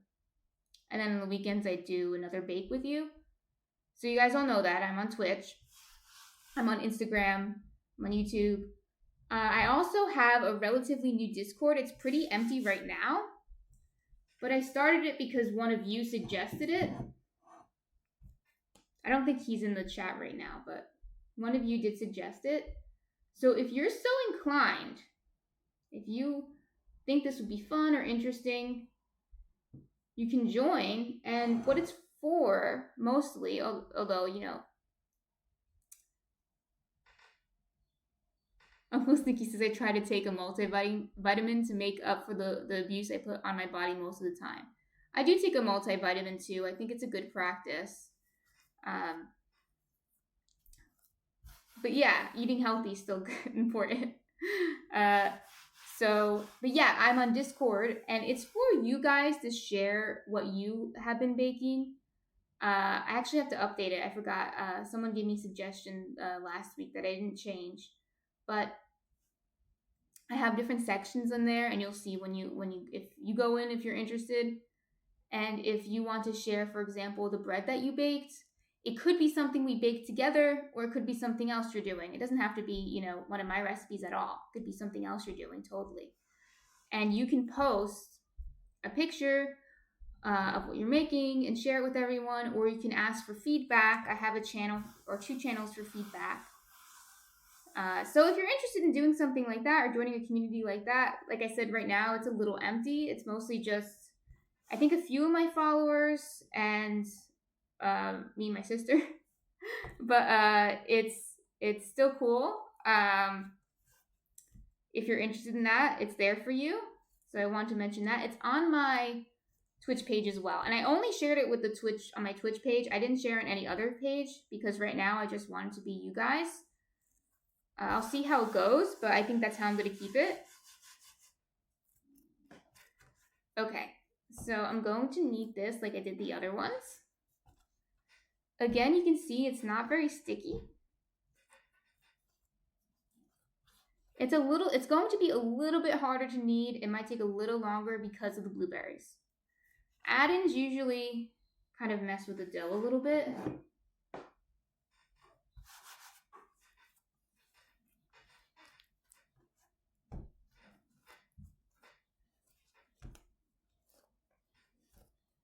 But I think it's enough blueberries on the bright side. You can see it's all blue. Or purple. Blueberries are kind of purple. So, whatever. Purple berries.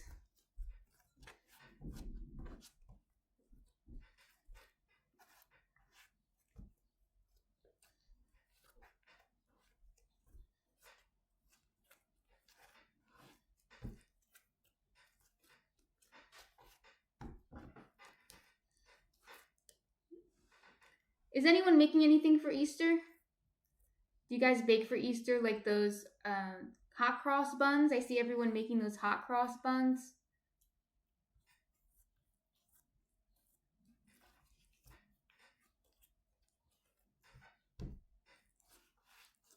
Like I said, I don't really bake for Easter. I made some cinnamon raisin bread yesterday for some of my neighbors. But that's the extent of it. I'm making bagels for Easter, basically. They're round. They're like eggs. No, they're not. But we can pretend.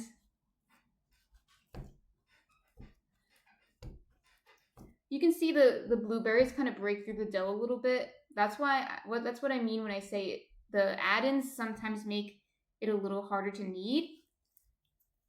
But just keep going. You'll get it.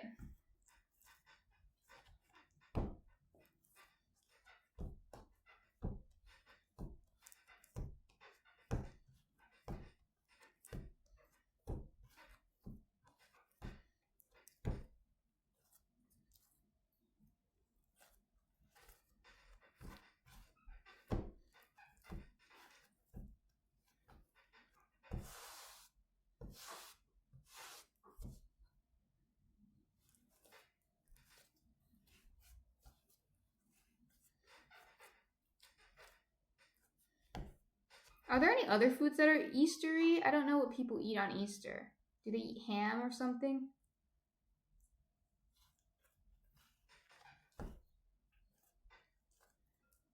I eat bagels on Easter. This year.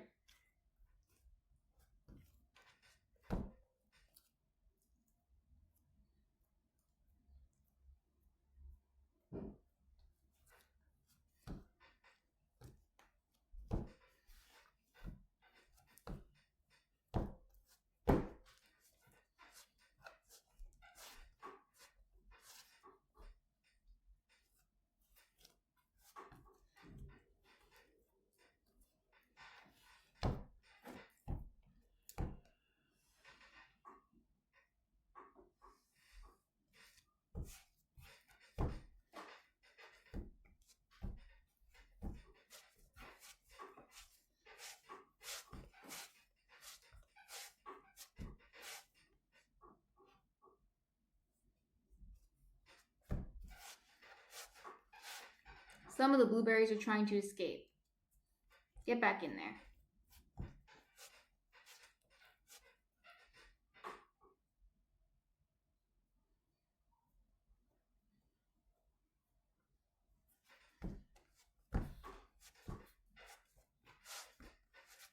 So it's spring and the weather's looking nice over here at least. I think it's a little windy today, but other than that, or at least that's what it said on the weather app, but it doesn't look windy actually.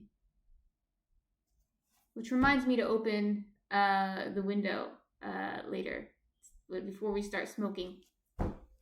Uncle Stinky said no Easter plans for me. That means you can come watch me make bagels tomorrow. Finish the bagels tomorrow. That could be your Easter plan.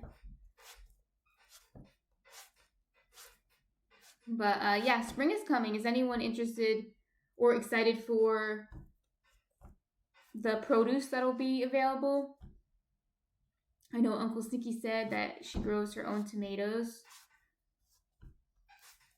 I have like a garden inside, but I have to plant my new parsley seeds though. It's time. I keep not doing it. Maybe I can do it tomorrow. I think I'll have time to do it tomorrow. Uncle Sticky says, oh snap, I need to look at what seeds I need to get started in my planter. Yes, you do. It's time. It is time to do that. So you can have fresh produce in the summer. So is anyone looking forward to the farmers markets or your own garden? That's even cooler. I am looking forward to it. I think the farmers market's actually starting soon. Paper Paws. Hi, Paper Paws and Whiskers. Welcome to the chat. Paper Paws and Whiskers actually streamed the other day. Shout out to her. She streamed the other day planting her seeds for the spring. So she reminded me that I have to plant mine. But my garden's inside, so it's less volatile, to the outdoor elements. But I still should plant them soon. I should still plant them soon. But yeah, I think this farmer's market is actually starting soon. The one, not the one closer to me that I usually go to sell bread, but the one a little uptown. The fancier one. That one I think is starting soon, so I will probably be going to that soon.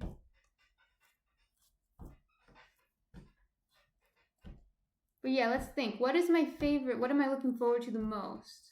I mean, blueberries, obviously. I love blueberries.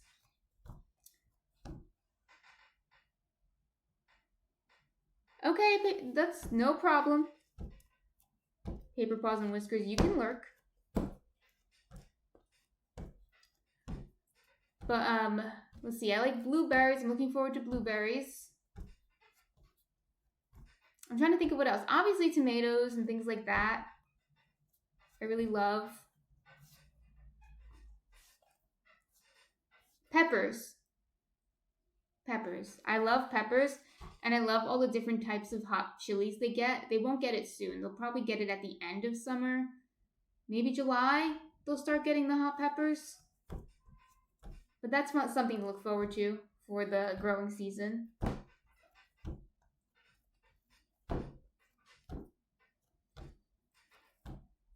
Does anyone else have something they're looking forward to in the growing season? Either they're growing it themselves or they're excited for the fresh produce.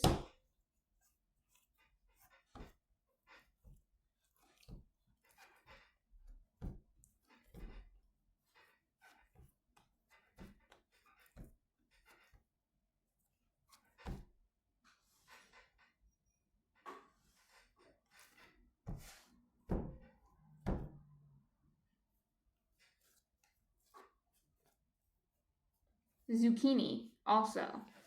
I want to make some zucchini bread. Zucchini bread did really well last year at the farmer's market, so I'll probably have to sell it again, but from home.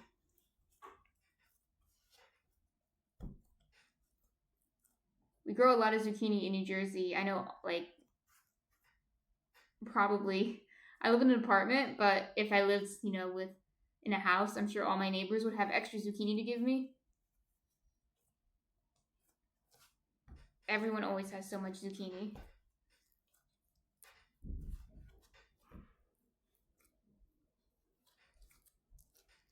Oh, it's almost done. Look at that. Took a while. Took a lot of finagling.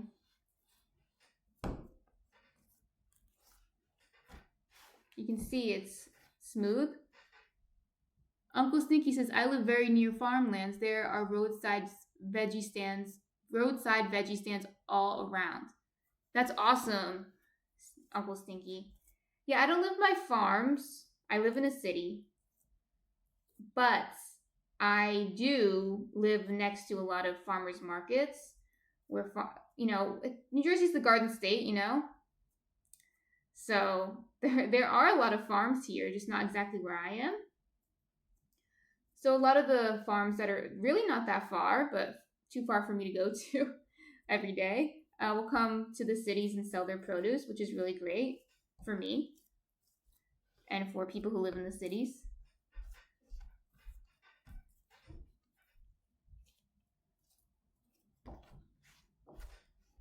Okay, so that is good. This one took a little bit more finagling because of the added blueberries, but it still worked out. I'm going to let it rest, and then I'll come back to it. So it's almost 10. We still have like a little over 10 minutes before it's 10. So my calculations were about correct. So when I'm done with all of this, I'm going to make some lox with you guys, some tomato lox, not fish lox, but tomato lox. So let's check up on this one.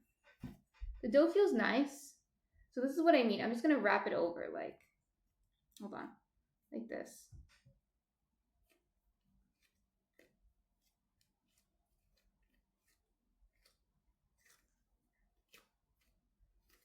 So I'm just kind of rolling it into itself.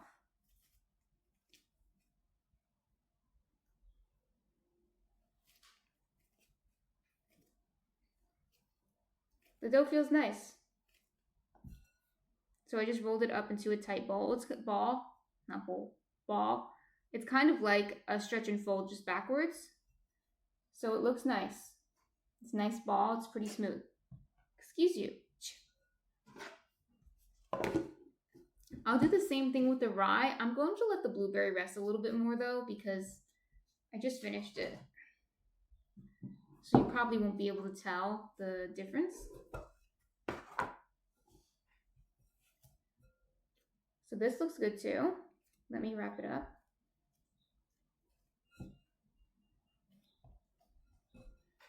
Just kind of roll it. And I'm going to roll it this way. I want to show you what I'm doing, but I also want to do it right. Let me do it on the board. That's better.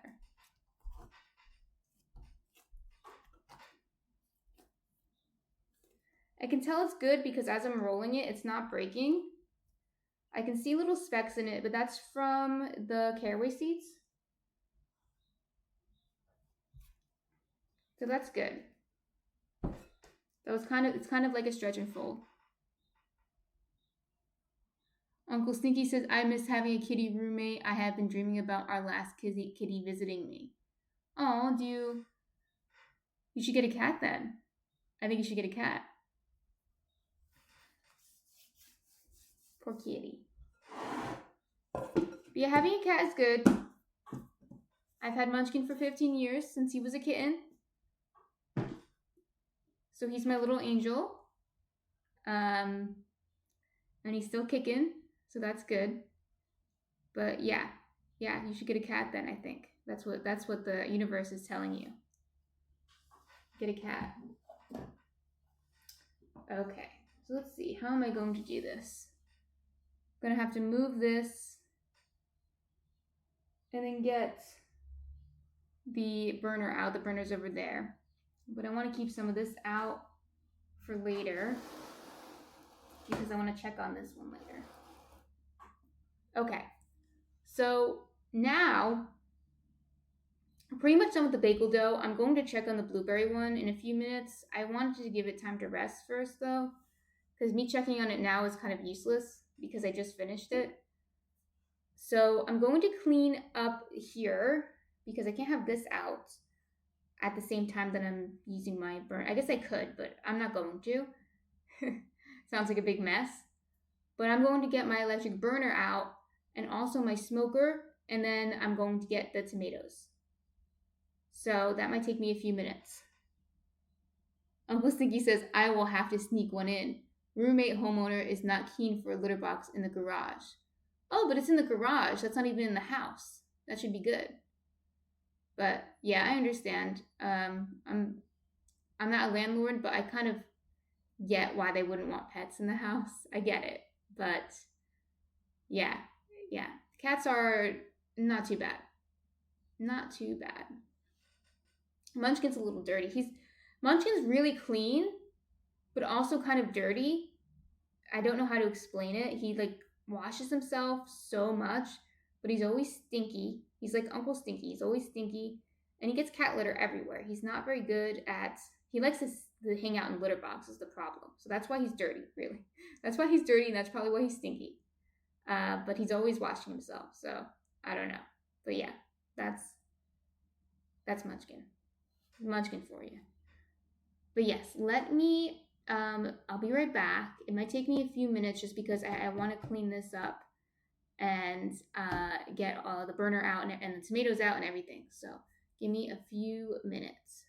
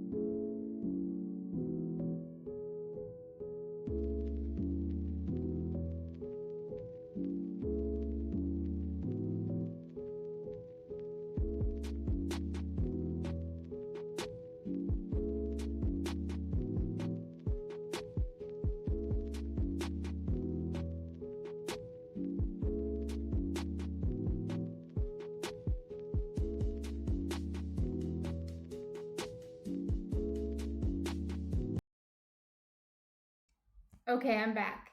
So I don't need this anymore. So let me show you what I have, what I'm working with. This is hot. It's an electric burner, so it's either very hot or not hot enough, but I can feel that it's hot. So I'm going to put my stovetop smoker on it now. But I wanted to show it to you first. It looks like this. It's well used. On the inside, it has these types of things.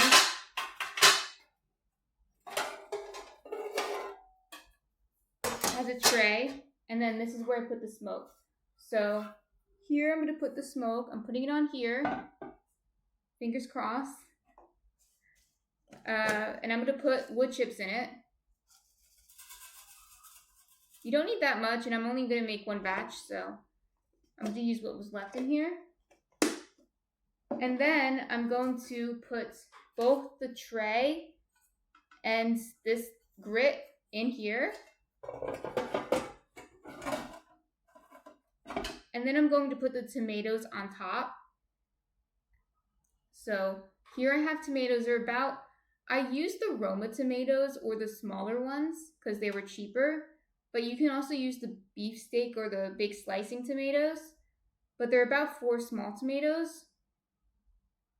Usually I make multiple batches at a time, but I didn't have enough tomatoes. So I only need to show you one batch though. Oh, it's already getting hot. That's good. So I'm just going to lay them down flat on the grid.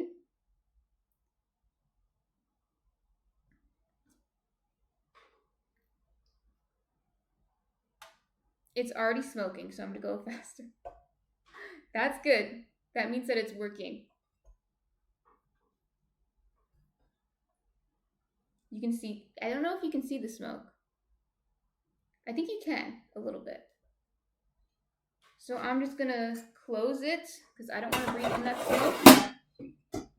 And just close it tight. I do have the window open, so I would always, if you're using a home smoker, always do it next to an open window because some of the smoke does get out, although most of it should be staying inside the thing. That's the point of it. So yeah, and this brand is Cameron's, I'm not sure, but I think it's a well-known brand because that's also the brand I get this from too. So they sell this online. They might sell it at stores too, but I don't know where. So if you are like me and live in an apartment or just don't have a lot of outdoor space, but you want to smoke things, get an indoor smoker. So I'm going to do this for about 12 minutes. So it's 10:02 now. So around 10:12, 10:14, sorry, Matt. 10:14, this will be done. I might turn this down a little bit too because the burner is a little hot. So yeah, around 10:14 it'll be done and I'll turn it off. And what I usually do is I let it cool for a few minutes before I take it out of the smoker. I have gloves for safety, for dealing with hot things. I'm going to put it into this bowl using this. And then I'm going to salt them. So it's actually really easy. You just slice up the tomatoes, put them in the smoker, leave them in for 12 minutes, and take them out and salt them. It's that easy. So, and you can do this with other things. Like you can do this with eggplants. If you get like small enough eggplants, it's a small smoker, right? So, because it's an indoor smoker. So you need smaller eggplants if you're going to do a whole. Sometimes I just put the eggplants in whole if I can get small enough ones. Or you can do it with mushrooms. You can do it with tofu. You can really just put anything in here. And yeah, I recommend it. I love it, especially for some reason in the summer. Maybe because I associate it smoking with summer, because most people smoke outside. But yeah, it's really good. So I'm gonna move a little bit away from the smoker. Happy Saturday to Bear Fan. Welcome to the chat. We finished doing the bagels. Well, we didn't finish totally. We finished making the dough. But now I'm showing them how to use the indoor smoker. So here I have it right here, so you can see it. It's Cameron's brand. I'm not going to touch it because it's on the burner, but when we're done, I can show you. And there's tomatoes in there. I just sliced up the tomatoes here. See, it's all wet. It's all tomato juicy. Put them right into the smoker. I put it in a single file in the smoker. And then I'm going to let it smoke for 12 minutes. Then I turn off the heat and let it cool for a few minutes. And this is just I used the rest of them. I have more though, so it's not a big deal. But I used the rest of them from this container. So this is Cameron's smoker. That's the brand of the smoker and also the brand of the wood. Brand of the smoker and also the brand of the wood chips. So yeah, that's what we've done so far. And for those of you who aren't aware, I know I mentioned this earlier, but I think I should mention it again because I don't know if I explained it all the way. So this is a veganized version of lox. Lox are smoked salmon. I think lox is a Yiddish word for smoked salmon, but I'm not sure because I don't think they call it lox in other places besides like the New Jersey, New York area. But it is smoked salmon.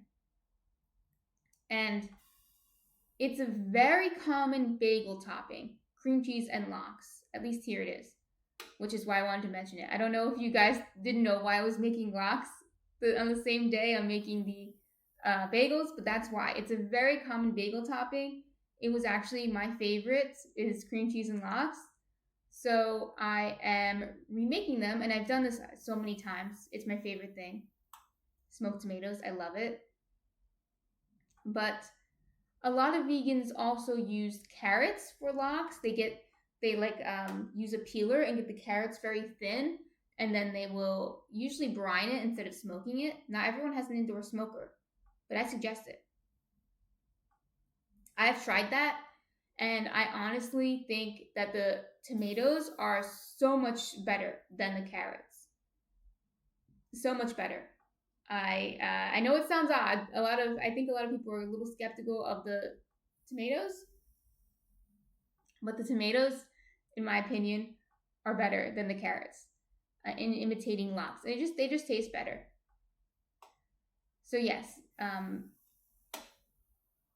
smoked tomatoes supplementing the smoked salmon are a great bagel topping, believe it or not. They can also go in sandwiches. Like my husband loves the smoked tomatoes. He loves them. And I put them sometimes in his BLTs or really any other kind of meaty sandwich. And it just like amps up the smoky flavor of it just makes it better, whatever he's eating. Because these guys are kind of umami bombs a little bit. With the tomatoes are kind of umami and you smoke them. They're really good. You have to trust me on that. Or you can try making them. But if you're interested in getting and smoking things inside, this is legit. This is legit.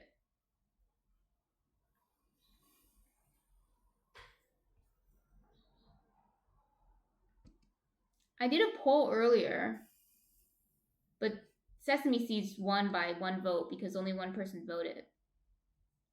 So I think we're going to do sesame seeds. I think that's what we're going to do.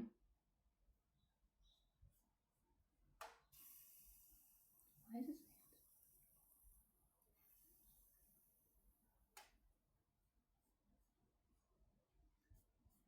Hello, everyone. Happy Saturday. Yay. Am I missing something? Yay. Oh, yeah, Uncle Snicky, you won. We're doing sesame seeds. Sorry, I was looking at the poll. Again, I'll figure it out. I'll figure it out when I'm done with the stream. I don't want to interrupt the stream for that. But I'm going to figure out why my my chat box isn't up. Maybe I need to update my OBS. I think my OBS told me I needed to update it. That might be the problem. So for those of you who weren't here earlier,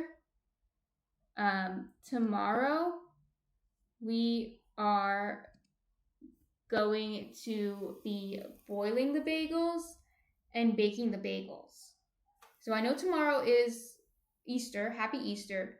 I didn't actually know it was Easter when I planned this, but if you need someone to hang out with you while you're cooking Easter dinner or Easter brunch, or you just don't really do anything for Easter, I'm here to bake bagels with you. But if you are busy on Easter because it's Easter, you can always watch the stream afterwards, or I'll post it on YouTube afterwards. You can watch it there as well. So, and I'll also make little clips of it. So if you just want to see clips, I'll do that as well.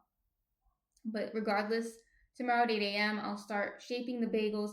So yeah, it'll be a process because we'll shape the bagels and then we'll boil the bagels and then we will bake the bagels. So it actually will take a few hours because after we shape the bagels, we have to let them rest again. So yeah, that'll take a few hours. It might take longer than 11 a.m. We might be here until noon doing that, which is okay. It's okay. So we'll be doing that tomorrow. So if you're interested in that, come check us out tomorrow at 8 a.m. Eastern Time. And like I said earlier, and I'll say it again in case there's new people in the chat, follow me. Follow me on Twitch, or I'm also on Instagram and YouTube. And like I said earlier, I also have a Discord for you guys to share your recipes. And I also have a blog, jerseygirlbreadshop.com. All of this is linked on my Twitch page. But every week I stream recipes or sourdough baking on Twitch. Everything I do is plant-based. Most of the sourdough things I make are naturally plant-based. Like, you don't have to make any changes. Like the bagels, I didn't make any changes to the bagels. The bagels were just naturally a plant-based food. But other things like the lox, I'll show you how to make plant-based. So, a lot of things aren't specific to plant-based eating, but some things are. But, it's still something to mention. Sometimes I do gluten-free bakes as well. I did a gluten-free cornbread a few weeks ago. So if you're interested in that, I do that as well. But yeah, follow me if you're interested in that and you want to see that every weekend, which I know who wouldn't. I know I would. So we'll give this another 3 minutes. If you weren't here when we started, I put this on for 12 minutes. So we started at, or it was 10:02 when I put this on. So I'll give it another 2 minutes and then I'll turn it off.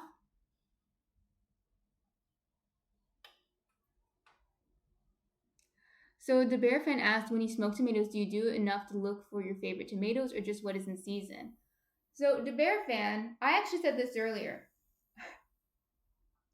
I said this earlier and it's funny because I just said, I just got the cheapest tomatoes.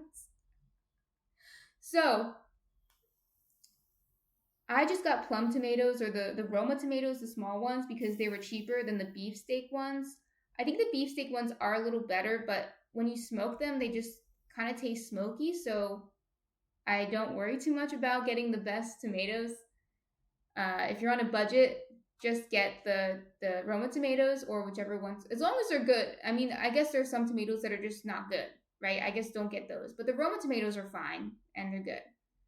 And it's not tomato season yet. In the summer, I do like to go to the farmer's market and get the fresher tomatoes. I don't remember if they're more expensive. I feel like they might be about the same. Yeah, the Bear fan says, well, here I would do the same, almost $1 difference in them tomatoes. Yeah, it is. It can be a little pricey tomatoes, right? But the farmer's market, I'm trying to think of the farmer's market tomatoes by me. There are different farmer's markets, right? The one in New York City is always expensive, so they have those fancy heirloom tomatoes. I really wouldn't bother using those for this because I think those tomatoes are fancy. Maybe you could eat them fresh or in something that, really capitalizes on their special, unique flavors. But at the farmers market closer to me, which isn't that expensive, I would probably get the beefsteak tomatoes, the big ones, and I don't think they're that much more expensive than the ones at the supermarket. But it's not even tomato season now, so I really wouldn't bother getting anything fancy. I just got the Roma ones. I'm going to turn it off now, actually, and let it rest for a little bit. But yeah, I wouldn't bother too much getting fancy tomatoes. And I'll say this again, the smoking makes them taste smoky. So I feel like the difference in the tomato quality, if you use like a heirloom tomato, like a really fancy one, wouldn't really be noticeable. Other than the color might be cool because they do have a cool color, depending on which ones you get. Some of them are purple, right? That's pretty cool. But yeah, I would save those tomatoes for fresh salads and things like you could really taste the difference. And for this one, you could just use any tomato. Any tomato. I actually think the beefsteak ones are a little better for this because of their size. I think because of their size, they're better. I don't know about the flavor. But I've been using Roma tomatoes since I've been budgeting. I've been, as many of you might know, right now I'm working out of my kitchen in an apartment, and we are budgeting because we want to eventually upgrade and we want to save a lot of money. So if that means little things like getting the slightly cheaper tomatoes, every little thing counts when you're budgeting. You'll realize that, or you probably already know that. If you set up a budget on an Excel sheet or whatever app you use, you'll see that if you make small changes in certain places, it'll add up. So yeah, if you're budgeting, just get the Roma tomatoes or whichever tomatoes are cheapest where you are. That's my advice.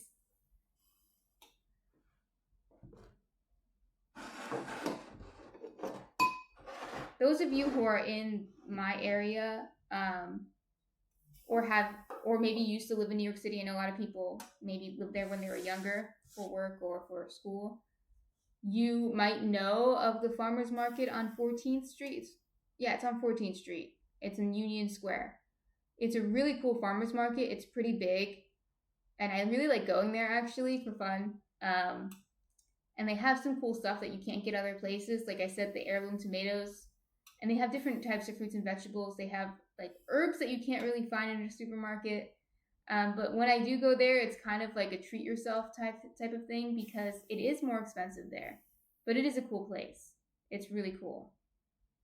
I think it's open all year round, but during this time, although during this time they're probably getting started up again, but in the summer and fall, I would say is when it's has the most cool stuff. During this time, they're probably still a little slow. Let me open it up and see. I'm putting gloves on for safety and it's going to like smoke up a little bit when I open it. So be careful. So let's see.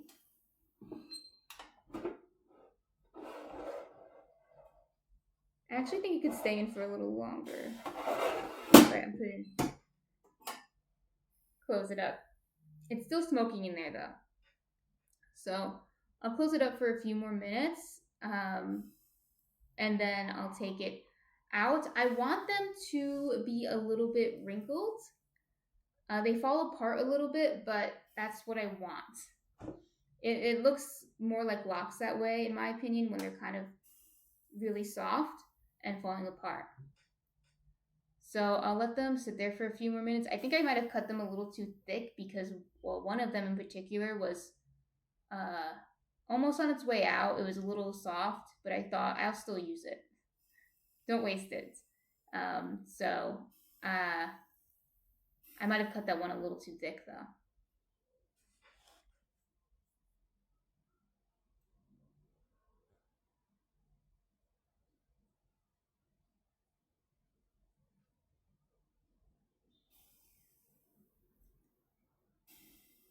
You can hear it dripping. That's just the tomato juice dripping. But this contraption has a tray on the bottom that catches it. So it is a little bit of an annoying thing to clean, but it's not that bad, and it gets kind of stained as you can see from the high heat, but it's It's fine.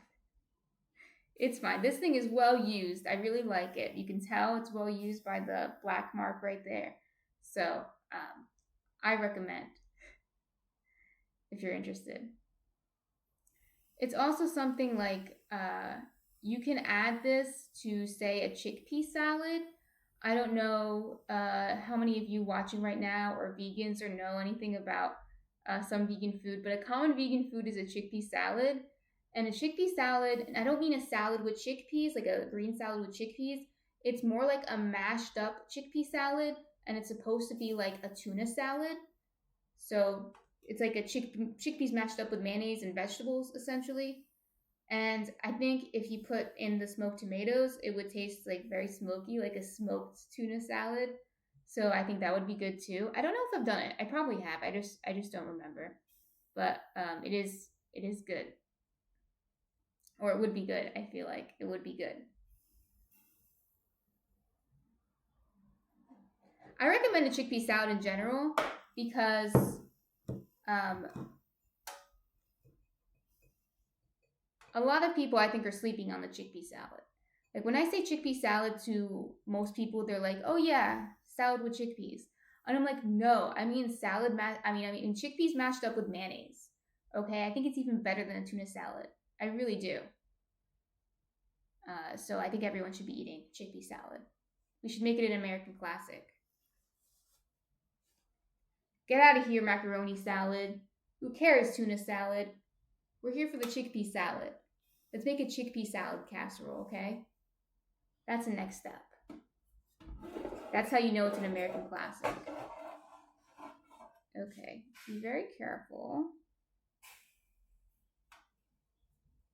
I didn't think this through. Okay, I have, how hot is this? I think I might be able just to, yeah, it's fine. It's not that hot. Oh yeah, it's not that hot.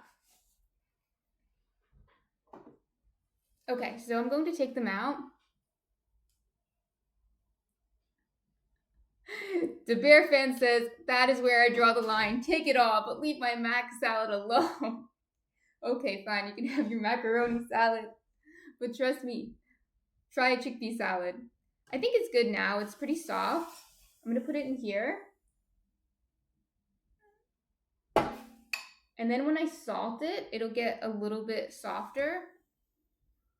So this is what they look like now. They still look like tomatoes, but they are wrinkled. And then when I salt them, they kind of release some of their liquids again, more of their liquids, and they get even softer.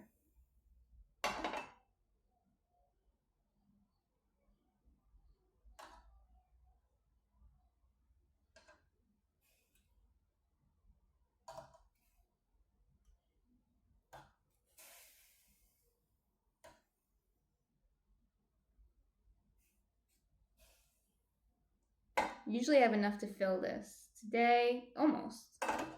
Almost, actually not that bad.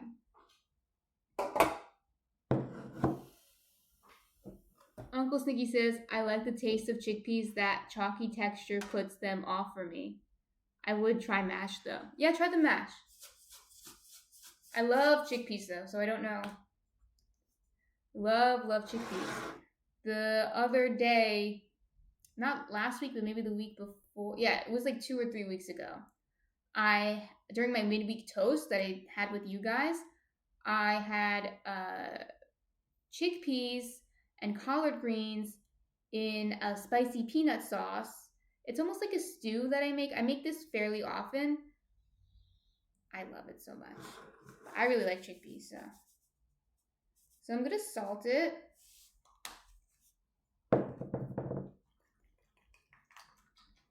Kind of like try to disperse the salt. And I do it again.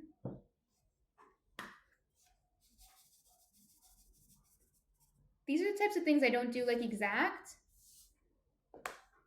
The Bear Friend says, we eat chickpeas in a lot. We started a 2-week cleanse over 2 years ago to see if we could find out what was bothering me, and still going. Oh, I hope you find out what's bothering you.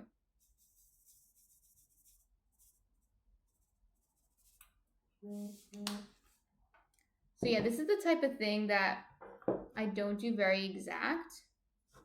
I just kind of eyeball it, but to get a recipe for you guys, I'm going to have to measure it. So yeah, I'm going to have to measure this eventually to get a recipe up for you guys. But you're just going to do it. And you can see it's getting softer. It lost a lot of moisture already as soon as I salted it. So it's starting to get that texture, that like fall apart texture that we want, that fall apart texture. We want it so when you bite into it, it's not like crunchy, like a fresh tomatoes. It's a little crunchy, a fresh tomato, right? It's, I don't know if that's the right word. It's crisp, right? We don't want that crispness anymore because lox are soft. They're super soft. They melt in your mouth, and that's what we want. So the smoker helped us get there a little bit, but then the salt helps us get the rest of the way because it really takes some of the moisture out and just like wilts it a little bit. And then it's even better. You can eat it now. The bear fence is not even trying anymore. Just got so used to not eating all the crap out there that I don't miss it anymore. Still crave it, so of course I treat myself. But better off knowing what is in our foods. Yeah, I agree to Bear Fan.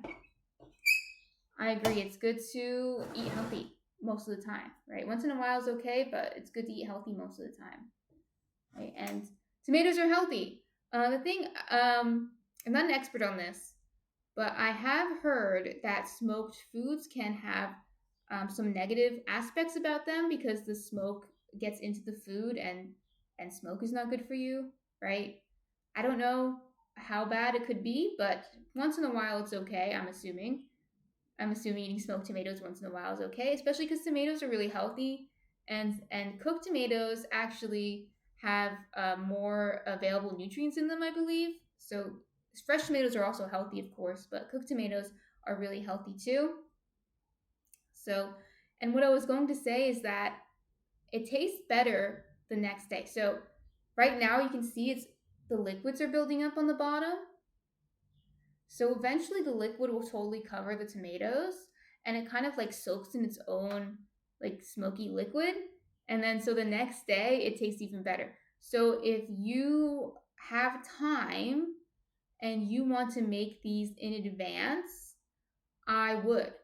I would make them the day or 2 days in advance and let them sit in the fridge and let them soak up all those juicy liquids, and it'll be softer too, and it'll taste even better basically. But yeah, I'm gonna put these in the fridge later, or in a few minutes when I'm done with the stream. We'll put this in the fridge, and I feel like we usually finish this within a week. So I would say in a week finish it, but you probably won't have trouble doing that. I don't think I've ever had these go bad, so I think you'll be okay. Just store it in the fridge. It is salted and it is cooked. It's not fresh. Fresh tomatoes would go bad before a week, but the smoking does cook them. I actually use this bowl only for smoked food, usually for smoked tomatoes, because it just smells smoky.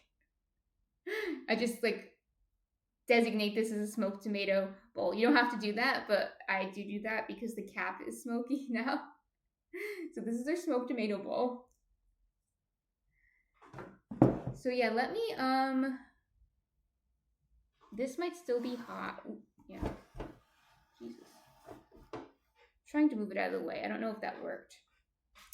I do want to look at this. Wash your hands before you do this, though. But I just want to look at this really quick. This is what this dough looks like now. I wanted to see, I don't have a lot of space here, but I just want to see how it folds over before we go. I don't really want to put you guys on hold again because we're going to go soon. So let me see. It feels really nice, actually, the dough. Feels really stretchy. And I'm just going to fold it over on itself. It's like a backward stretch and fold. Yeah, I think it's good. It did rip a little bit here, though, from the blueberry. But overall, it's good. We'll see tomorrow. So this is what it looks like, right?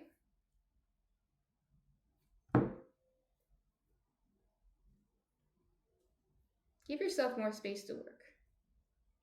Ow. Okay. So now we have 3 doughs. Today we just mixed them and kneaded them, really. That's all we did today. And now I'm going to let them rest for about, let me show you actually before. Akshit Sony. Hi, Akshit Sony. Welcome back. We're actually, unfortunately, almost done, but stay a little bit. So let me show you what we did so far today and what we're going to do tomorrow. So we made 3 doughs, and we made a plain dough, a rye dough, and a blueberry dough. I'm going to let them rest for at least 4 hours. We'll see how long it takes. The sourdough's in charge. The sourdough is always in charge. So when I say I'm going to let it rest for 4 hours, it might take 4 hours, it might take 6 hours. But thinking about how much sourdough starter I put in and the weather today, it's quite nice out actually. I think it'll take 4 hours. So it's 10:30 right now. I think this will be done at 2:30. Actually, it says, And I just wanted to show you something. I use these 2.5 quart bowls, and I use them for a reason. So they're very, not only do they come with this nice cap, but it's very handy because, so this is what the dough looks like now in the bowl. When it's done fermenting with its first rise, it's going to be almost to the top. So once it gets almost to the top, almost touching the cap, I know it's done, and I'm going to put it in the fridge. So right, that's how I know it's done fermenting. You don't want to over ferment or under ferment. Most people, when they first start baking with sourdough, are more likely to under ferment, which means they don't let it rise enough. They call it too early. They're like, oh, it must be done. It's been 4 hours, but really your dough needed 6 hours or something like that. So when you first start baking with sourdough, just let the sourdough tell you when it's done. You're going to time it just to check how long it's taking, but just because it took 4 hours and you thought it should be done in 4 hours doesn't mean it's done. It's done once it reaches the height that you need it to reach. So for this bowl and for this dough, I'm going to let it go all the way to the top. And so that's at least double in size. And then I'm going to put it in the fridge overnight. And then tomorrow, I'm actually going to shape it and boil it. So when I shape it, I'm going to shape the dough into bagel shape, and then I'm going to let it rest again, and then I'm going to boil it and bake it. So we'll be here tomorrow, I think, for a few hours, because we're also going to have to rest the dough. So I'll chat with you guys while the dough is resting for its second rise, and then we'll boil them and bake them, and I'll show you the end result. So, and that's Easter. Tomorrow's Easter. Happy Easter. I understand if you guys are busy on Easter, but if you're not, come join me. If maybe you're baking on Easter or cooking on Easter, you can also come join me and watch while you're baking or cooking.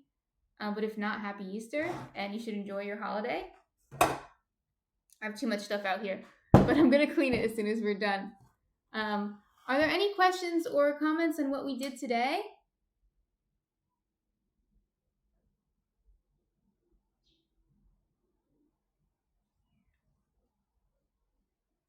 So I think Uncle Stinky chose the bagel that we're making tomorrow. The plain bagel that I have here, I'm going to make it a seeded bagel, and we're going to do a sesame bagel. So Uncle Stinky chose the sesame bagel because I tried to do a poll. Which reminds me, before I go, thank you all for following and, supporting me and watching me. I really appreciate it. I just made affiliate last week. And you guys can tell me, do you guys get ads now? Again, I'm so sorry. I don't know how it all works. I feel like I'm not doing everything correctly. But I made affiliate last week thanks to you guys.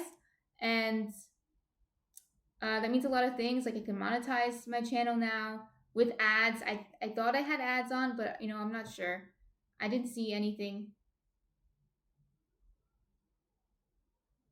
The Bear fan says, I will have to watch the YouTube VOD. We make a pretzel but want to try the bagels. Yeah, yes. I made pretzels earlier this week. So we'll be making pretzels here eventually. But right now we're just doing bagels. But yeah, pretzels are really good too. What was I saying? Oh yeah, for example, you can now, if you follow me, you get special bread emojis, which I'll show you some. I have to go back here because I don't know what's going on with my, here we go. All right, I'll show you some that we have.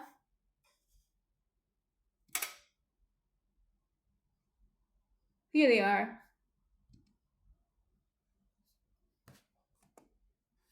Did it work? Oh yeah. Oh yeah, the bear fan actually has them. Yeah, and I showed you some right there. So we have red emojis if you follow. There are different emojis like if you subscribe and all of that. Again, I don't know. I'm gonna have to have my sister help me one day, which she'll probably come over or something, or I'll go over there and she can show me all the different things I can do now as an affiliate. I did try the poll function, which is new for me. Fairly certain I couldn't do that before. And I also can add to my stories. I'm pretty sure I couldn't do that before either. So if I think you can only see them on your phone though. I don't know why, but I think you can only see them on your phone. So I do post updates now on my stories. So if you're, wondering, oh, is she going to be live tomorrow? I should post that on my stories as well as on my Instagram and YouTube pages and on my Discord. So that's that. That's something. So thank you for that. Again, bear with me while I figure out all the new different things. Like I'm not really sure what bits are, for example, and some other things that I'm not quite sure. The bear fan says, yes, I am. Yes, you are what? I'm not sure. I don't remember what I asked. Oh, bear with me. Oh, yeah, the bear fan, you are with us. You're with me. Yes. Okay. I didn't get the joke. I'm sorry. I was like, wait, what did I ask you? So, without further ado, then I will see everyone tomorrow at 8 a.m. Eastern time is when I'll start. But like I said, the process will take a while. So if you don't get up at 8 a.m., but you still want to join us, maybe you'll miss the shaping, but you'll come for the boiling and baking, which is fun anyway. Boiling is like the most fun. So, and it'll take, like I'm thinking about it, I'm like, yeah, it's going to take a while. We'll be here for a while. We'll definitely at least be here till noon. I think I wrote 11 a.m. on my schedule, but I was really underestimating it. Now that I'm thinking about it, we'll definitely at least be here till noon baking the bagels. The bear fan says we'll definitely catch some of it. You're a West Coaster, you mean? Right? The bear fan, you're a West Coaster. Yeah, that's okay. You'll come a little later. So, yeah. I mean, the reason, so today wasn't that long, but some of you might already know this. I mentioned it maybe weeks ago. But the reason I start early is because, well, I'm an early riser, one.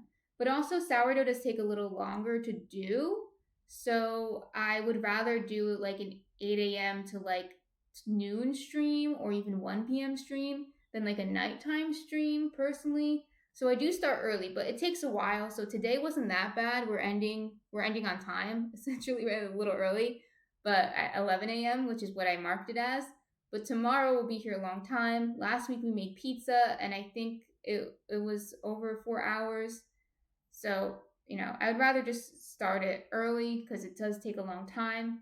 For example, these doughs will be resting for at least 4 hours now, or longer.